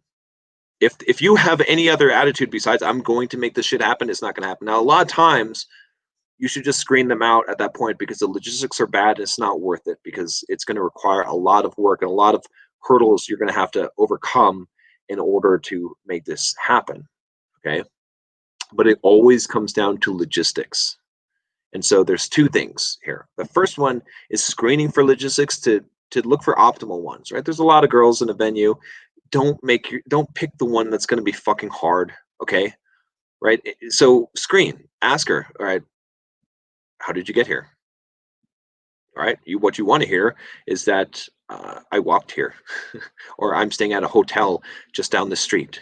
What you don't want to hear is I drove here 60 minutes in the car, and I was the driver, and I brought my friends. That's bad. Okay, who are you here with? Right? You need to know that. Why? Because you want to know, is she here with one friend? Is she here with her boyfriend? Maybe, right? I mean, are a bunch of guy friends, girlfriend, like it's going to matter. Okay. Is she here on a birthday party, a bridal shower? I mean, or whatever it is, right? Bachelorette party. Okay. Those are bad things, right? What you want to hear is I'm here by myself. Perfect. Okay. That doesn't happen very often. The next best thing is, oh, I'm here with some coworkers from work. Good, right? What you don't want to hear is I'm here with my bestie and we're celebrating her birthday tonight. That's bullshit. That's not going to be good for you, okay? Next thing you want to know is what are you doing after this or tomorrow, okay? Because you want to know what are the plans. What does she got? You know, if she's getting up on a flight to go on a flight tomorrow at 5 a.m., bad, bad logistics, not good. She's like, oh, tomorrow's my day off. I'm not really doing anything, right? Or she says, hey, yeah, I don't know what we're doing after this. I want to go and do something, but I'm not sure. What are you doing? Great. That's good. That's awesome. Okay. So that's number one is logistics, screening for logistics. If you got bad logistics, just get the phone number and bail out. Okay. The second thing is if you hopefully you've got some good logistics. Maybe you don't have good logistics, but the second thing is making the shit happen. This is where the magic comes in. Okay. This is where the real game comes in.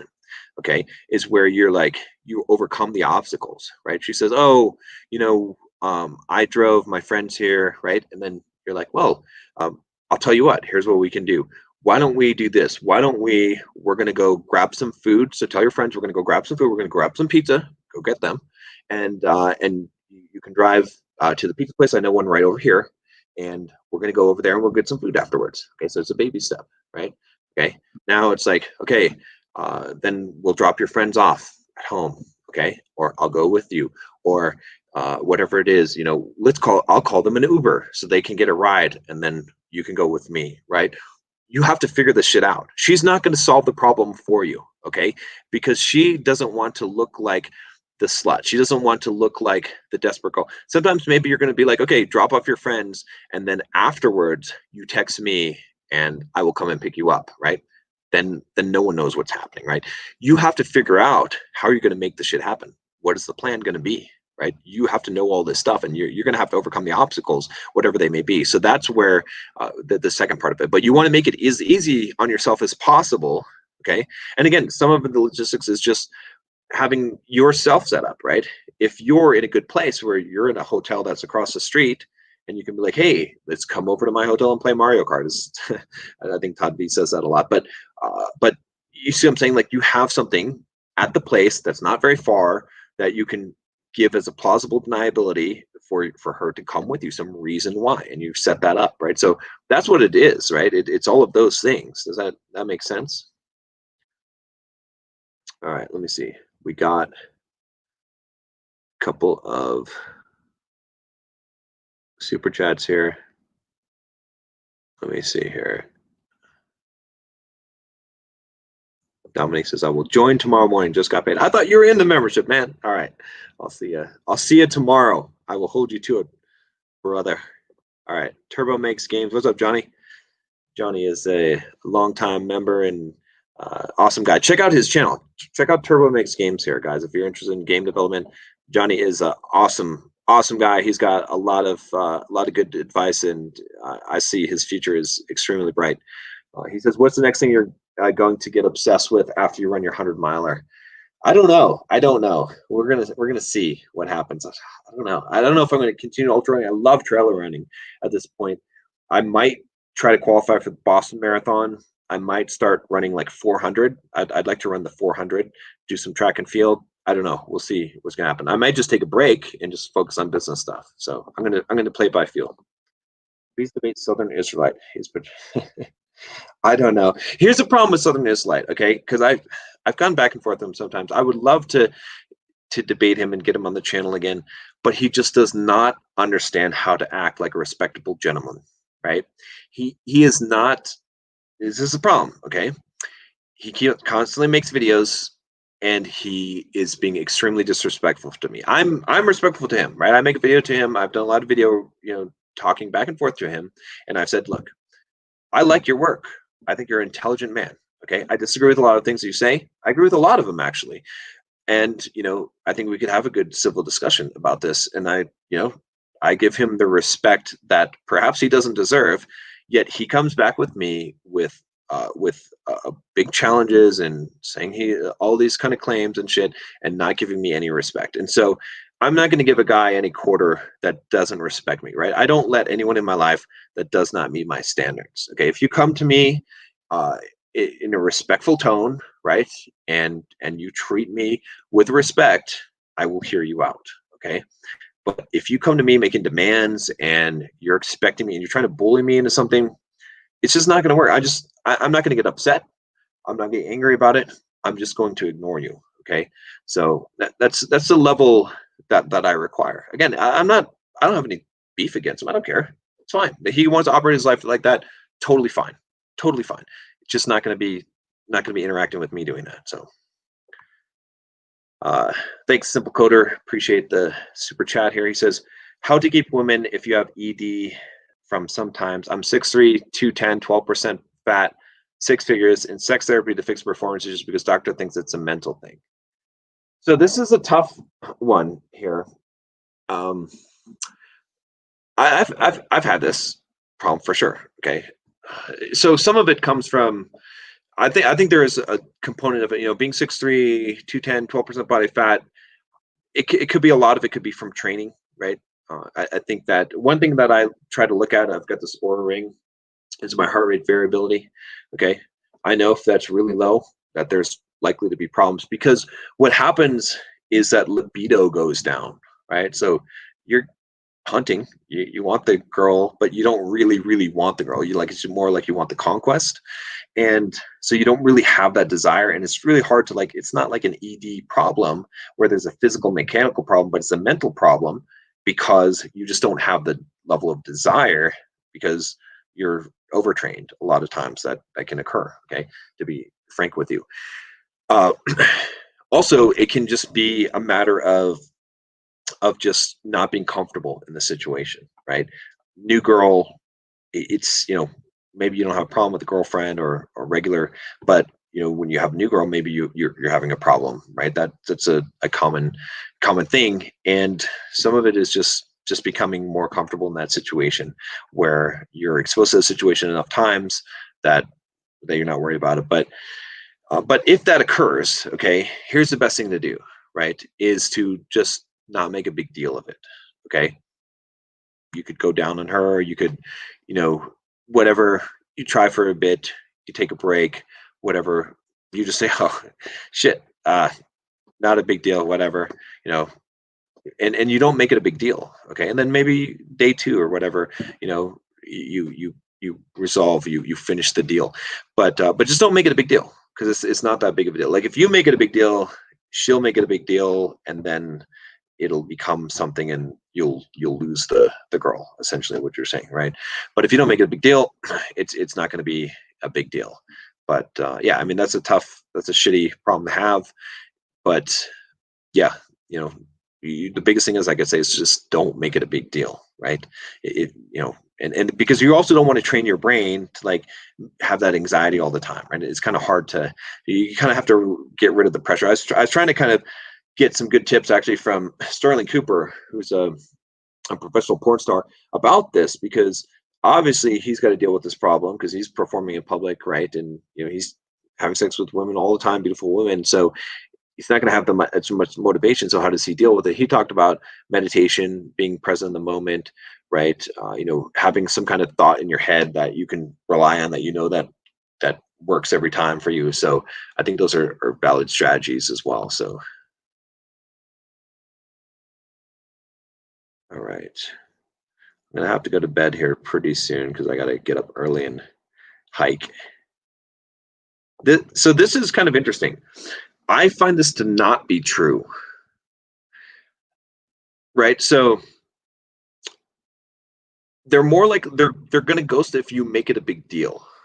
If you're like, oh, if you're apologizing for, oh, I'm sorry, if you make it awkward, right? As opposed to if you're just cool with it, right? Again, it's really and again, I coach a lot of girls too. Okay, and I hear their stories, and a lot of times they're like, "Oh yeah, this guy, like it was so embarrassing the first time," because I hear their worst sex stories. I tend to ask that question. I like to hear what that is because I like to learn. Okay, and a lot of times they're like, "Oh yeah, the guy, he just like he couldn't get it up, or he was just so horrible, and he was like super fast, or whatever it was." And but then they end up dating this guy for like 6 months.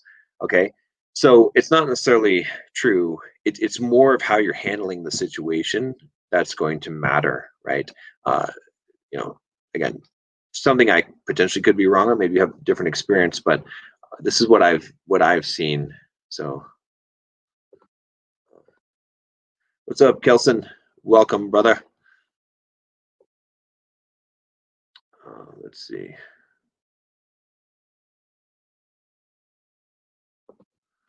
Vegan philosopher says ED, but it was just nerves. The more you try to get hard, the harder is. No pun intended. It's true. The more you try, the harder it becomes. You have to like not try. It's I don't know. It's a riddle. I don't know Dan Pena personally. I know him through Dan Locke. So that's interesting. Okay. Manuela wants to know, is it true that men don't care about a woman having a career? Thanks, Sean. So to some degree, it's true. It's so I would say that, again, we'll talk in terms of high value men, because women want to get high value men. Doesn't really care if a woman has a career, because what is valuable to a high value man in a woman is other things. Okay, attractiveness obviously matters, but not just attractiveness, but making herself beautiful for him. I think that's a big factor. Okay, that's important. All right, for long term, let's say. Okay, for short term, it doesn't matter, right? It's like, is she hot? Okay, but we're talking long term. We're talking high value men, right? What are they looking for a woman that they would want to spend more than one night with? Okay, I think that's the question here. So the other thing that they're looking for that I think is really important is that she treats him like a king. And I always tell guys, do not accept a woman that does not treat you like a king, right? Because that is is something of value that a woman offers, is to treat a man like a king, to treat him like a man, like the man. Men want to feel like the man. Okay. And then the third thing that's, you could say it's tied with the second one is femininity, bringing the feminine energy, right? Being nurturing, being caring, being that kind of person that is emotional, that, because the masculine wants to find the feminine. That's the polarization is important. That's what creates attraction. And if you want a masculine man, he is going to appreciate softness, nurturing, right? Present moment awareness, being in the present moment, the kind of things that are feminine, free spirited, right? Dancing naked, right? Like these kind of things that are soft and feminine. Now, is it okay for a woman to have a career? Of course. It's not a detriment. It's great. It's awesome, right? But it's just not something that a man that is high value, that is able to make money, is really going to consider as something. That's not going to be in the valuation. He's never going to be like, well, this girl has a career and she's doing good in her career for the most part. Like, he's going to be looking at other attributes. Okay. And that's just the honest truth of it, right? I know a lot of women don't like to hear that. And there's nothing wrong with having her. It's fine. But if you're looking for, again, it's like Dale Carnegie, right? Says in How to Influence and Influence People. He says you have to bait the hook to suit the fish. Okay. So, it's not what you think that the fish should want, right? Tommy Lauren did this whole thing, like, she's like, value, value. Well, that's your value. It's not my value. I value what I value. I like the bait that I like. I like the food that I like. I like the thing that I like. Okay. And so, you can't argue with that, right? It's just like the same thing. We could flip it. And nice guys say all the time, oh, women should value me because I'm so nice, because I'm so kind. I would do anything for her. I would sacrifice for her, right? I treat her well and I respect her and I value her. But that's not what women value in men. It's part of what they value, but primarily they value that they are masculine, that they're dominant, okay, that they're confident, that they're driven, that they have some game, that they're slick to some degree, right? Suave, okay, that they are unreactive, right? Like all these, you could list all these different traits, okay? Women like tall men, okay? Like these are things, and you can cry and whine about it as a nice guy, or you can realize that this is what women want. You can't change. You can't say that it's bad or wrong. It's just what it is, right? So it's important for us to just be objective and understand what the objective truth is, and then then we can actually adapt to that. So let's see what some of you guys said here about that. No, I can't find it. Okay. Okay. So what do you guys say about this? It's not that serious, I guess not. It's not important to men. Please understand, men are simple. uh,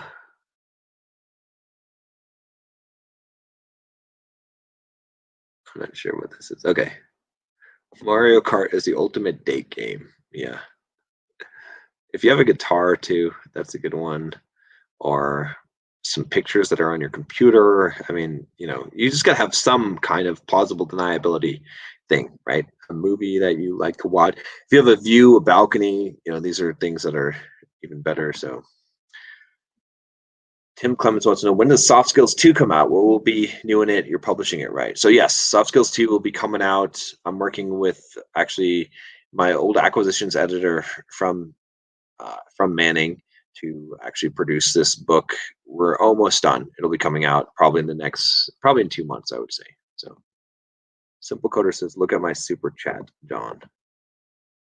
I have, oh, yeah, I did it, man. We covered your super chat. Simple coder. Did that not answer your question, dude? All right. Oh, I'm. You know what the problem is? I'm like so far behind on the chat. That's what the problem is. So, all right. I just joined Bulldog Mindset. I'm Davey. Welcome, brother. For you guys that haven't joined yet, go click the link below. Join $7 for the first month. You can't beat that deal. I'm telling you. All right.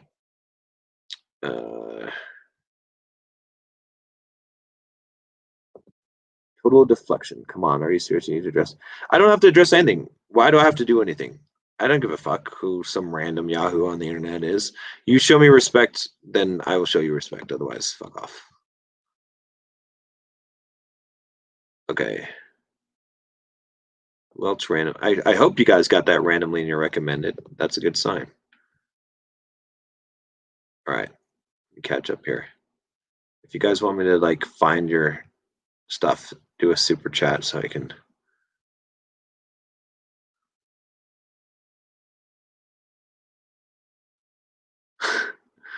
All right. Here, I'll answer this one real quick. Does Viagra help with mental block ED? No, it does not. Viagra only like expands the blood vessels and makes it so that the blood flows more easily into the member. So it's not going to help you if you have a mental problem. If you have a libido issue or a mental block, you have to actually initiate the blood flow. That's the problem. So what's up, Sean? Thank you. All right. Here's a decent one. All right, what's up, John? What's your running shoe of choice? I'm taller, 6'2", and heavier, running 225 pounds, closer to your size than average runner. So I like the Brooks, what is it? I can't think of the name of it now. I've got it here. Glycerin. Brooks Glycerin. It's got a nice thick padding here. So for, it's like a super thick padding. That's important if you're a big runner. Here we go. Thoughts on dating girls who are 9s and 10s. I find that these chicks are so jaded that it's very hard to have a healthy relationship with them. Here's the interesting thing about these girls. They have the lowest self-esteem ever. Okay. And they're constantly seeking validation. So they like to just get attention from guys as much as they can because they feed off of that, because they're used to it, because it's like they're addicted to that shit. And so you gotta you gotta have a high tolerance. Okay, it's probably not even good to date a girl that's like a 9 or 10, because you're gonna be dealing with a lot of shit. Every guy's gonna be checking her out, right? I've been in the situation before where it's like, right? But if you are very masculine, okay, and you can really hold your frame and ignore that shit, then she's not going to respond to them, right? But some of these girls, just to get you jealous, they will start to do some bullshit, and you got to be ready to cut that shit. You got to be ready to just walk, right? You got to be ready to walk any moment she does any kind of shit. You got to be ready.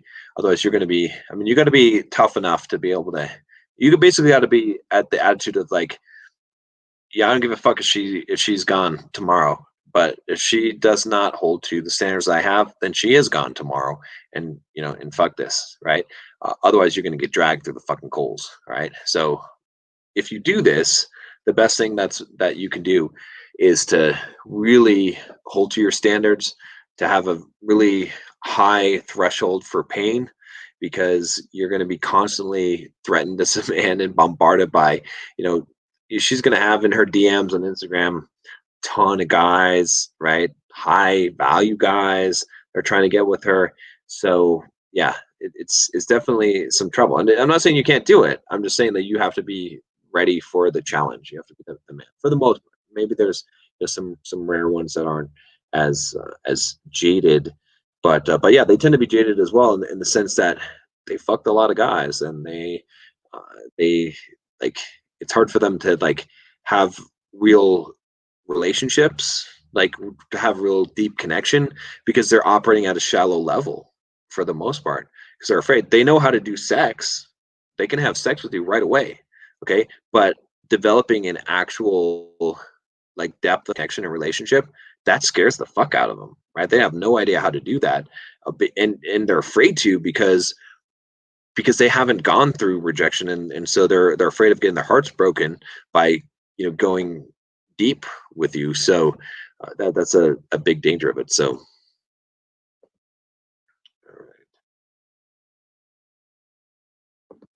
it's a good comment there.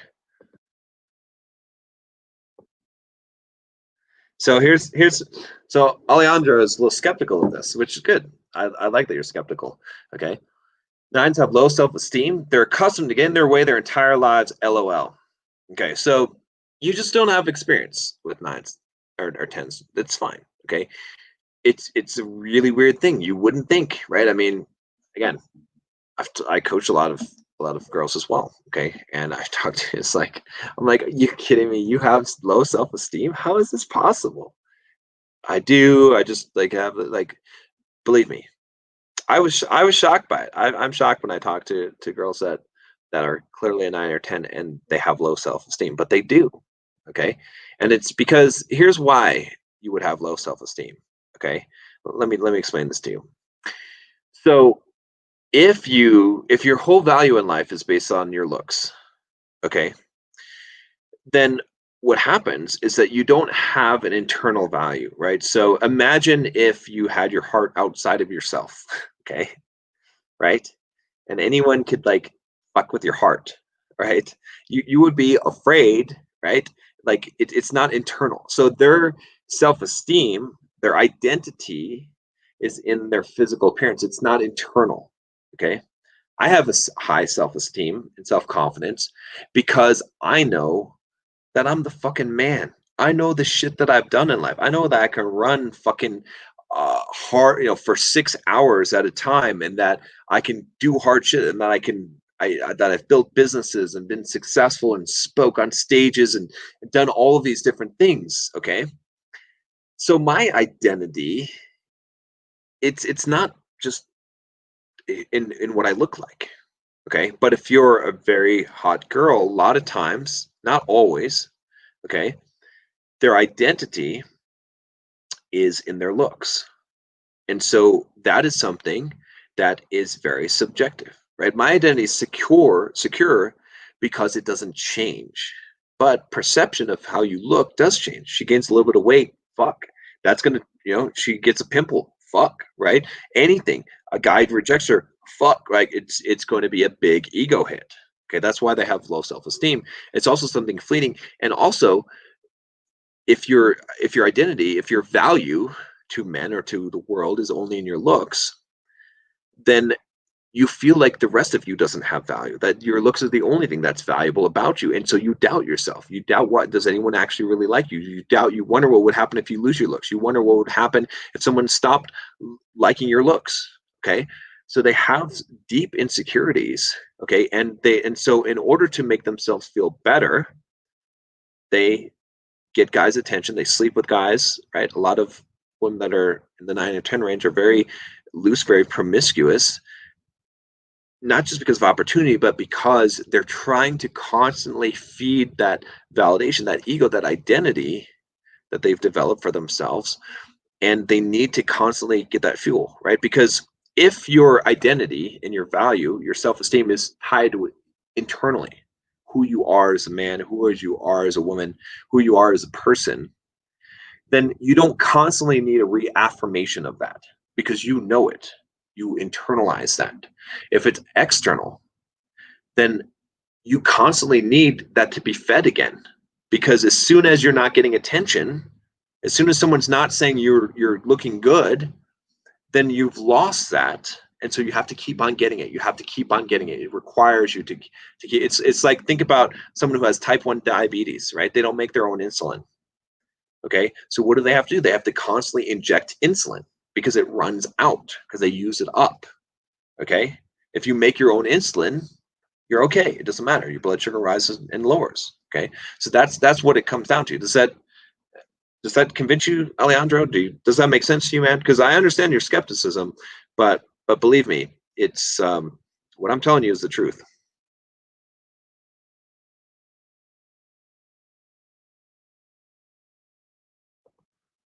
This is good advice. Do not sell. I don't know who was talking about selling down at 21, but do not do that.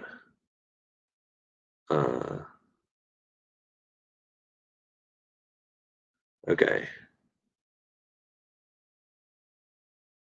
Pretty girls are put down by less prettier girls. That's very true as well. So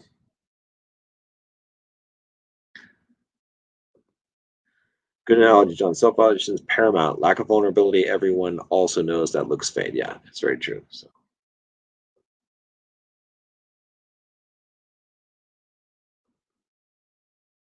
see what last of a dying breed says, very true. Last night I dated, she sabotaged our relationship because she was afraid I was going to betray her. She finally admitted this after a whole lot of drama. Truth. This is truth right here. This is what happens. This kind of drama you deal with. Okay, it comes from a low self-esteem.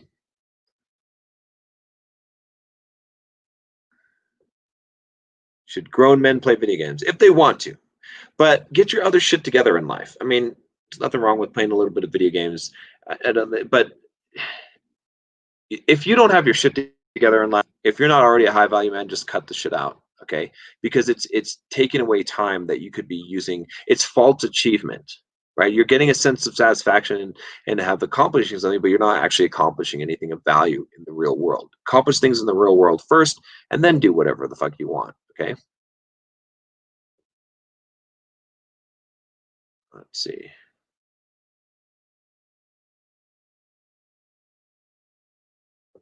Do you feel like adults shouldn't watch movies? Is the same thing. I'll tell you, I rarely watch movies. Okay. I watch maybe like 3 or 4 movies a year. Read books, guys. Read fucking books. Go outside and run or do something or work on your game. Like, I mean, there's nothing wrong in itself with watching movies except that it brainwashes you. But but watch movies. What are you fucking doing? I don't have time to watch fucking movies. Okay. I mean, I just had a little bit of free time tonight. I really don't have the free time. I have a lot of work I should be doing, but I said I'll just fire up a live stream because I want to chat with you guys. So, all right. Here's a good one. Are most women bi? Yes, probably about 50%. Okay. This is interesting. I ask girls all this all the time, right? And they'll answer it. I'm like, hey, what what uh what was the most attractive woman that you were ever with or that you found most attractive, right? And they'll answer it, okay? And I'll tell you what, like you want to test this out? All right, I'll give you some gold here, guys. When you go out, if you want to, you talk to a girl, okay? If you're like you're doing a cold approach, go up to her, talk to her, say, hey, what's up, and then a little bit into the conversation, just be like, hey, so all right, so tell me this, answer this for me, right? And do like this, do like that, right? Make it so that she's like really like, and give a pause there, like get that little smirk on your face and be like, all right, so check this out. So answer this for me. And then she's gonna be like, what? Like, all right. So I want you to do something. I want you to point out which girl in here, which girl would you sleep with? Which girl do you like? See what she does. Okay. Half of them will be like, I'm not interested in girls, whatever. Right? But the other half, and it's going to be about 50%, will point out, they'll be like, oh, I like blonde girl. I like that girl. Right. And then if you want to take it to the next step, what you do is you say, hey, look, okay, have you ever picked up a girl? And then she'll be like, oh, yeah, I'm so good at picking up girls. And you're like, okay, all right, show me. Let me see you go do it. Right? Challenger. You'll have a good night. So there you go, guys. That one I should have charged you money for.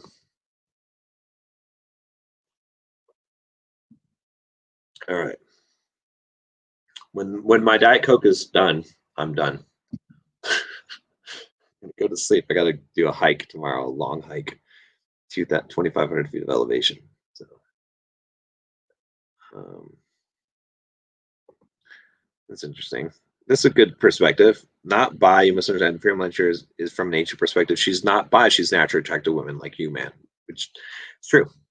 I think that's pretty true. All right. Programming, building skills, working on improving myself, reading at 17. Thanks, Sean. Awesome. You are way ahead of the game, brother. I'll be crucified for this statement. I don't know what. Is this a cold approach move, getting two girls to kiss? Yeah, I mean, and more than that, it'll work. You got to have the confidence to pull it off, though. That's why, like, when I was telling you, I was making the facial expression. You got to have the smirk on your face. You got to be like, a lot of game is facial expression, right? Because you want to be like challenging her. You want to be like have this devilish kind of grin on your face, like get that little smirk and be like, hey, all right, okay, I got something for you, right? Because then she's gonna. But if you're like doing it very like scared to say it, you don't have the balls to do it. It's not gonna work. So, how much sleep do I get? My ring says that usually like 6 to 7 hours. Hey, what's up, Marco? I haven't seen you in a long time, brother. Are you still in the membership? I haven't seen you around, but hope you're doing well. Aspartame is a neurotoxin. Yeah, I know. So many things are gonna fucking kill you. Okay, I can have a Diet Coke every once in a while. It doesn't really. I mean, what is it doing to me right now? Is it fucking me up? I don't know. I haven't seen any performance decrease. So, but yeah, you're probably right. But I don't know. You know, what are you gonna do? Why'd I leave Idaho? Because it's fucking cold. Idaho's actually a pretty cool place, but it's fucking cold. I'll tell you that. Millionaire Mind Hacks says, thank you. You're the reason I started my own YouTube channel. Much love. Appreciate you, man.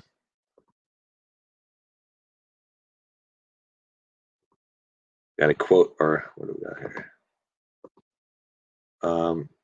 Do you use a Garmin watch or fitness tracker for tracking your running? Are you still on Maffetone method? So I'm not really on Maffetone method. I'm just following the training from my coach right now, but I do use a Garmin watch to track, and I also use a heart rate monitor strap. The strap is accurate, the wrist is not. So, do I need Facebook for the Bulldog Mindset membership? You do not. We have a Discord server. You can create a Facebook account, even just a fake one, just to get into the Facebook group, but we have a Discord server now, so we have both of those, and yeah, so you're welcome to join. Check it out. I mean, $7, guys. Like, if you're interested at all, just go click the link below and check it out.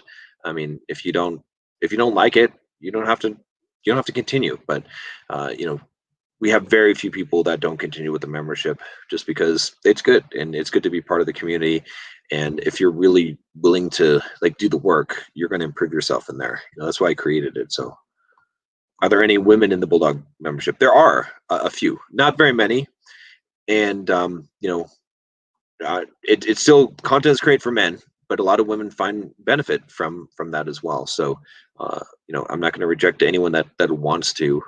My marketing, everything I talk about is targeted towards men, but there are women, and I appreciate. In fact, my moderator for the Facebook group, she's a woman. She's really cool. So yeah, Marco says, "Hey John, I miss watching your streams. I'm in the membership, but I'm watching live afterwards." Okay, no worries, brother. Just hoping you're doing okay. So, let's see here. Steph is warm. What's up, brother? How you doing? All right.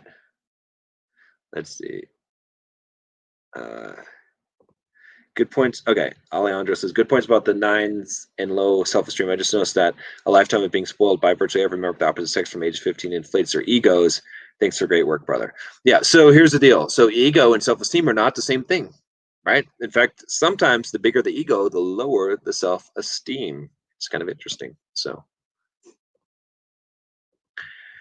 my cold approach has been getting shut down recently quite a bit. Lack of facial expression, all that seems a bit corny to me, honest. But what do you think your problem is? Why do you think your cold approach is being shut down?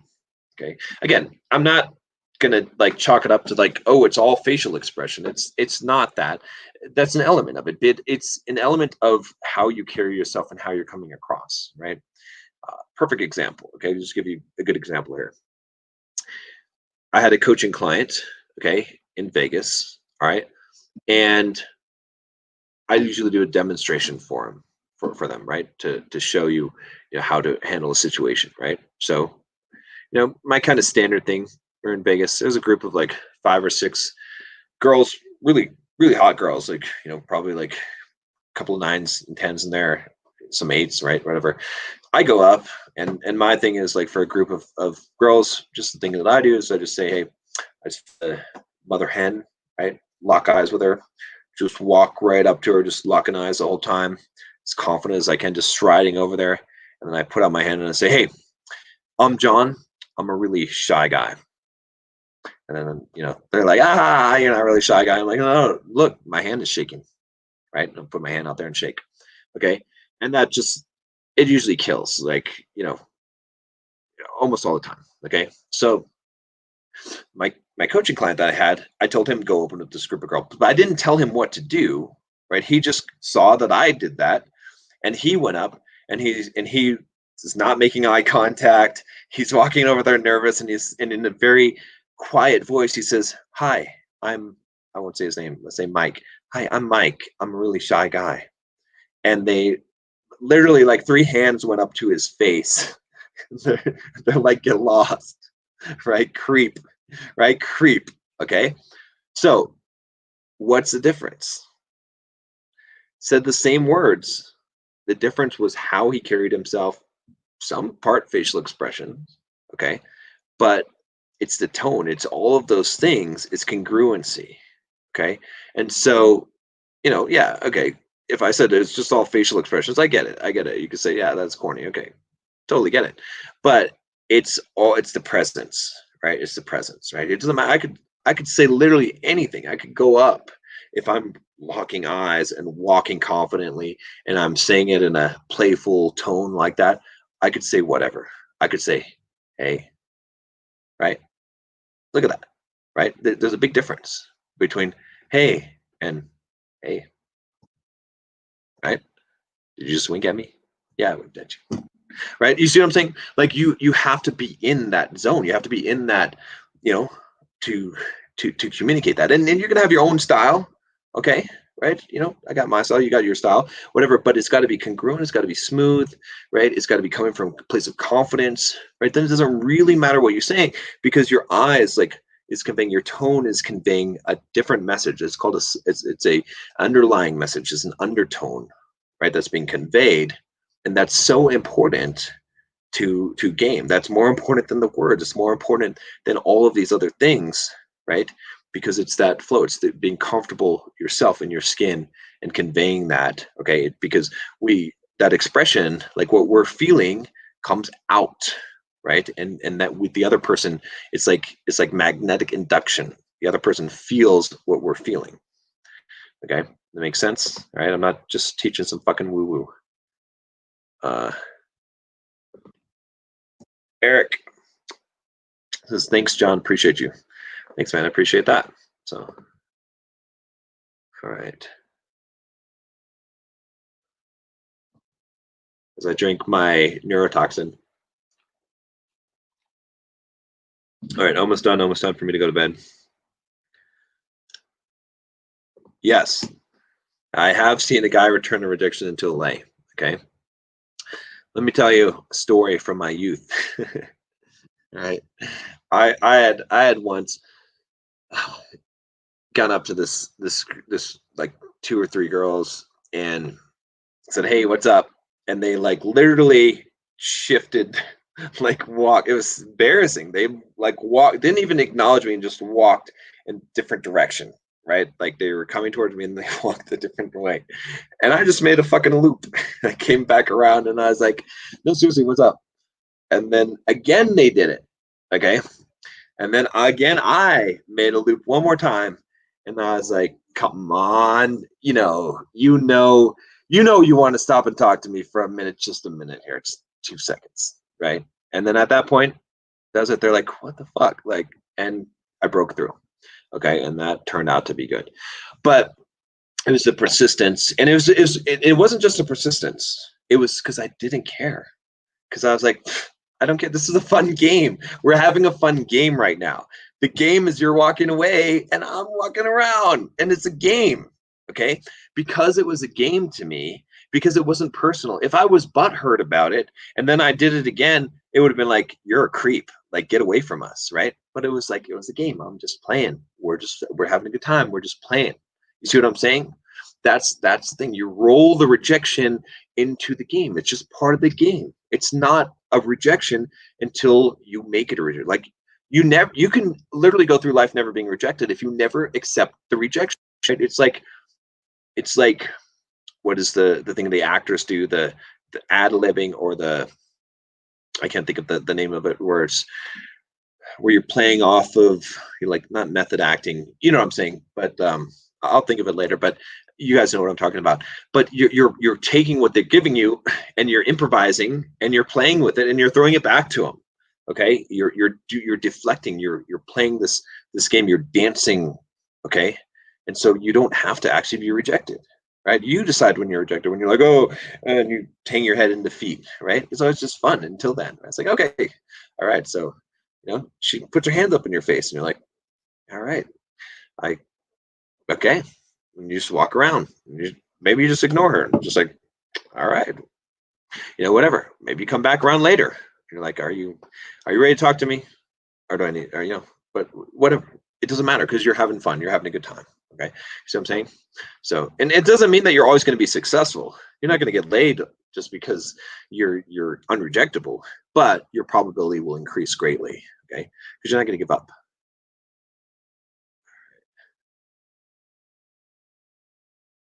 Let me see. Improv. That's it. Improv. That's what I meant to say.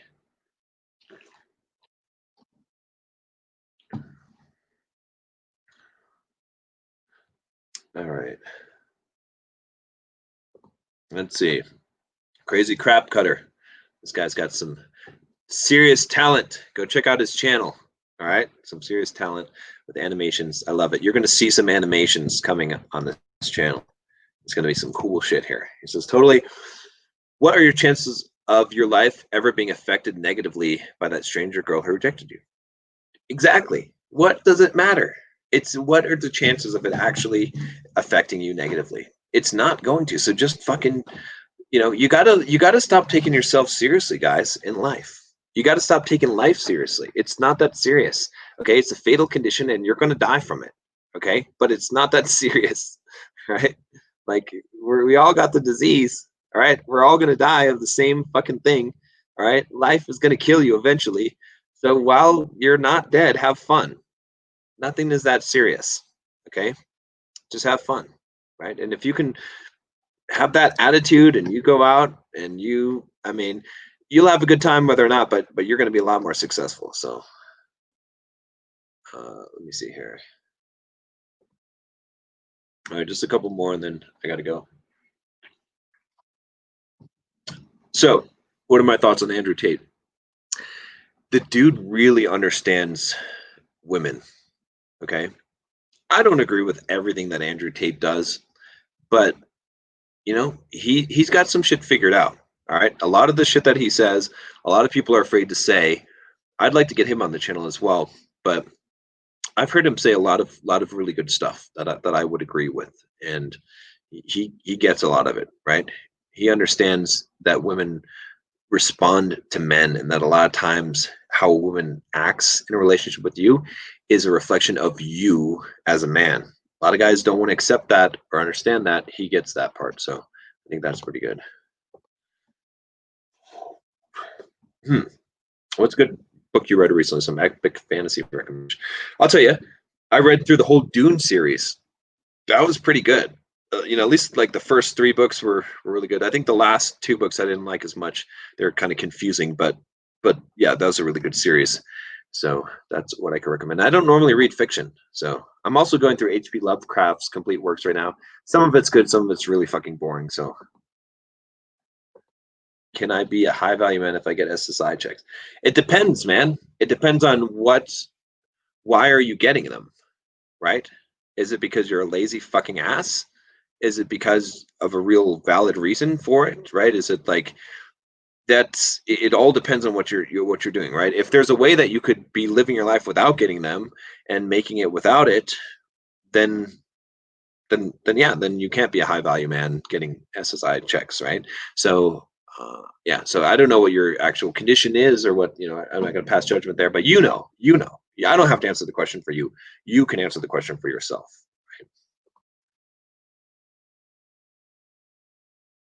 Let's see what Martin Zane says here. I don't think you really need to learn that much to be able to get girls. Men naturally are able to talk to girls and attract them. The problem is nowadays men see women as their god, so they are needy. I would say that that's somewhat true, although it depends on what context you're talking about. Okay, to like get into a relationship with girls and to eventually, you know, get into like a longer term relationship, something like that, or go out on dates. You're right, Martin. But if you're talking about like same night lays, like picking up a girl from a bar that you don't know and bringing her home with you, you're gonna have to learn a lot. It's not that simple. Like I said, logistics is a lot of it. It's gonna take a lot of experience, and you're gonna have to learn some game for sure, right? So, but you're right in the sense that men see women as their god and they're needy, right? Being needy, being thirsty. This is a problem that a lot of guys have, and it really fucks them up. So, very very true. Okay. Uh,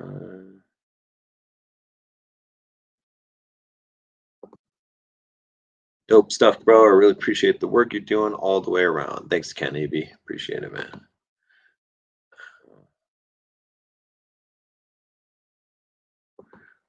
Thank you for this channel recommendation. Do you use Streamlabs? You get your tip money quicker than Patreon. I don't use Patreon either. I have a Bulldog Mindset membership, $7. You can check it out below for the first month trial. And I don't really care, like, like again, why am I reading all of your guys' comments on here? Like, if you want to super chat me, then I'm definitely going to read your question on here, right?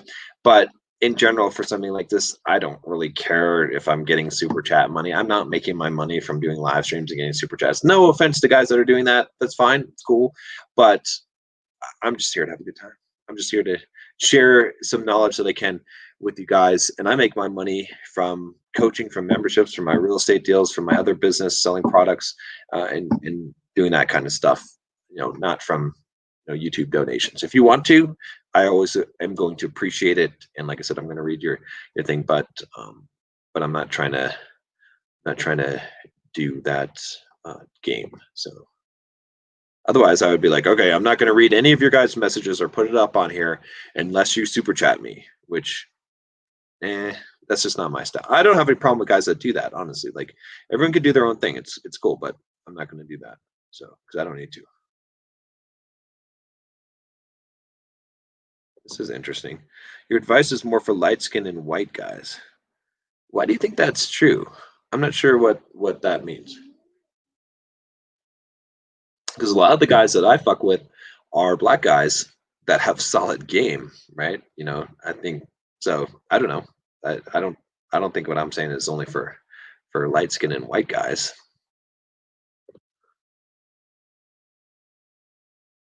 All right. This is an interesting one. What was your most awkward approach experience with a girl? I've had tons of awkward ones where I just said stupid shit or just like bailed fucking earlier, just got super nervous. I don't know if there's like one particular one. There's so many of them. And then you just move on, or you just like warm up, you're just having a bad night and you're just, whatever. So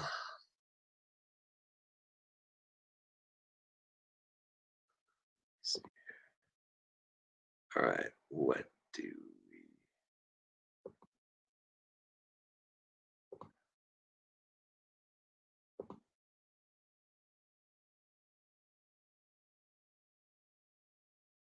let's see. All right.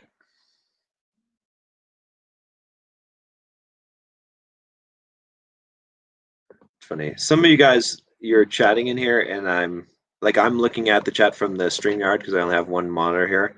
So I'm not able to approve your messages if YouTube blocks them out. So just so you know, some of your messages aren't getting through, but okay, let's see.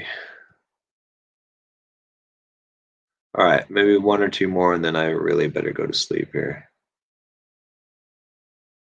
I'm curious about the light skin thing to see what the deal is here.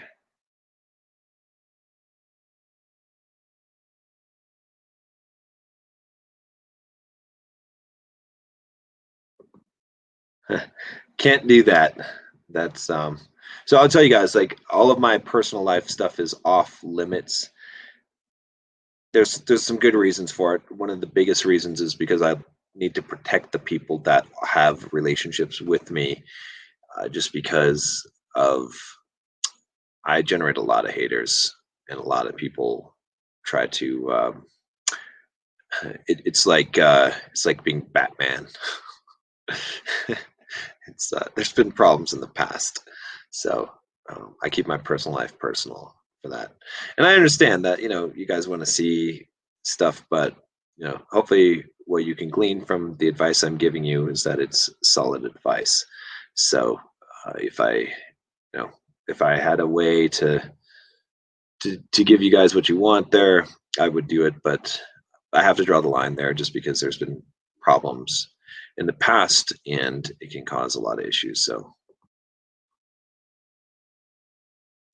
I hope you guys understand that. Okay.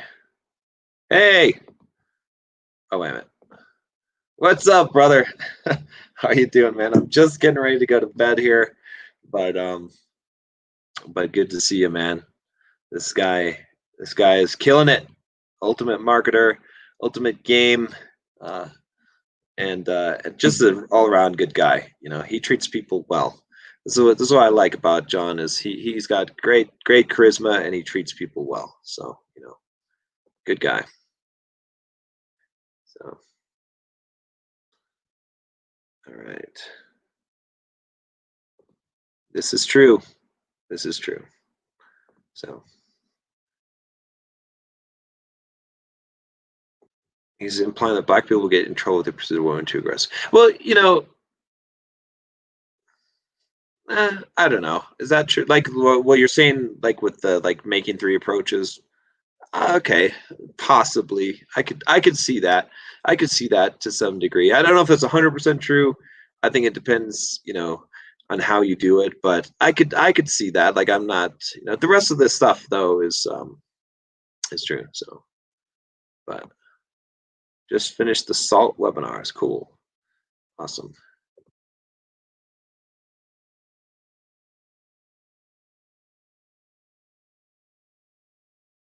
SALT is fire. It's true.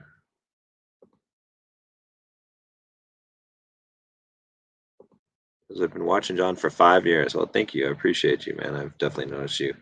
Marco, I already talked about this, but yeah, I like George. I was just talking to him tonight. We're going to try and set something up. So he's a very balanced, level-headed guy from what I've seen. So.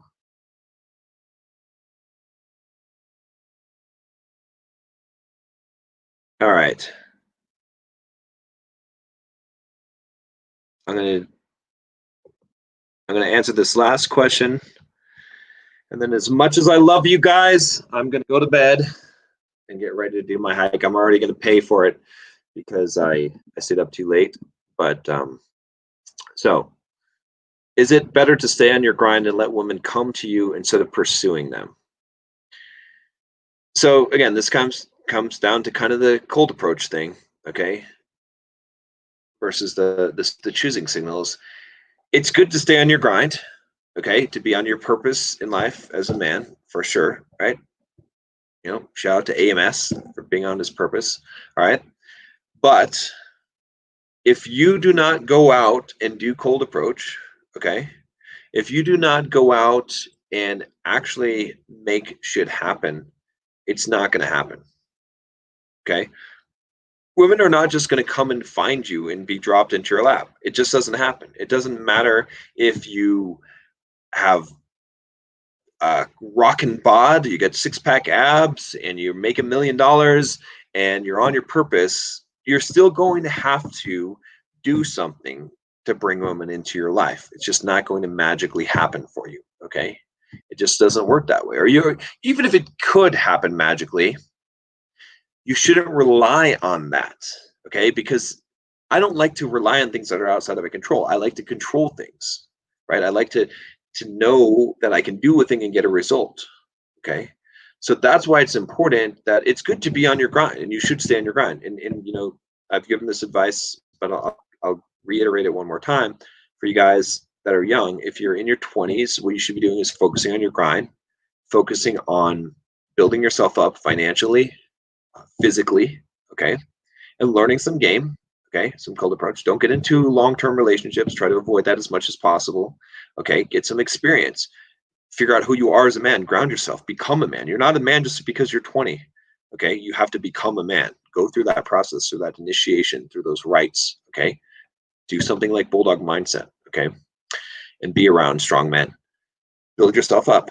Get to the point where you're in your 30s. Okay, now if you want to settle down or find a long-term relationships or whatever, you're a high-value man at this point. It's going to be much easier for you. You're going to be able to get those younger women. Okay, so you're grinding out as much as you can in your 20s. You're not doing the YOLO life, right? You're spending a lot of time focused on your business, on building yourself and doing things. You're still going out and doing a little bit of game, okay, but you're building yourself. Okay, you're on the fucking grind, and then later in life you can enjoy the benefits of that. Okay, but ultimately, it was like I said, I was on the Man Mindset channel, his live stream today, Steve the Dean Williams, all right, and he played this little commercial. I gotta get a copy of that commercial where he was talking about the grass eating lions. And he was talking about this idea of like all these guys being like, oh, the zebras, they run away from me, or you shouldn't chase zebras. It's let the zebras come to you. It's like, you are a fucking lion, motherfucker. Okay, all of you guys, you're fucking lions. You have to go and you have to use your fucking claws, and you got to fucking claw the zebra. You got to chase the zebra down. You got to grab the zebra by the fucking ass, okay? And you got to pull its ass into your face, okay? Got to rip the fucker apart. That's what you're meant to do. That's what you're designed to do. The zebra isn't coming to you. You have to go out and kill the fucking zebra. Go, and don't be afraid to kill. Go out there and fucking kill, okay? It's not just going to fall in your lap. You can't just grind and think that it's going to happen. You got to grind. You got to build yourself up, but you also got to fucking kill the zebra. If you don't go and chase down the zebra and kill the zebra, you're not going to be the fucking lion that you are. You are a lion. Each one of you has a fucking lion inside of you, and you have to unleash that lion. Don't be afraid of the lion. Be the lion. Okay? That's what I got to say about that. So that's it, guys. Have a good night. And like I said, you want to join us, Bulldog Mindset membership, $7 for the first month. Would love to see you all in there, become part of the pack, and join us on improving ourselves. And got a lot of great content in there. We got a lot of great people in there as well. So don't be afraid to pop in. $7, pretty fucking cheap to get in for the first month. See if you like it. And but regardless, guys, I appreciate all of you. Have a good night, and I'll see you next time.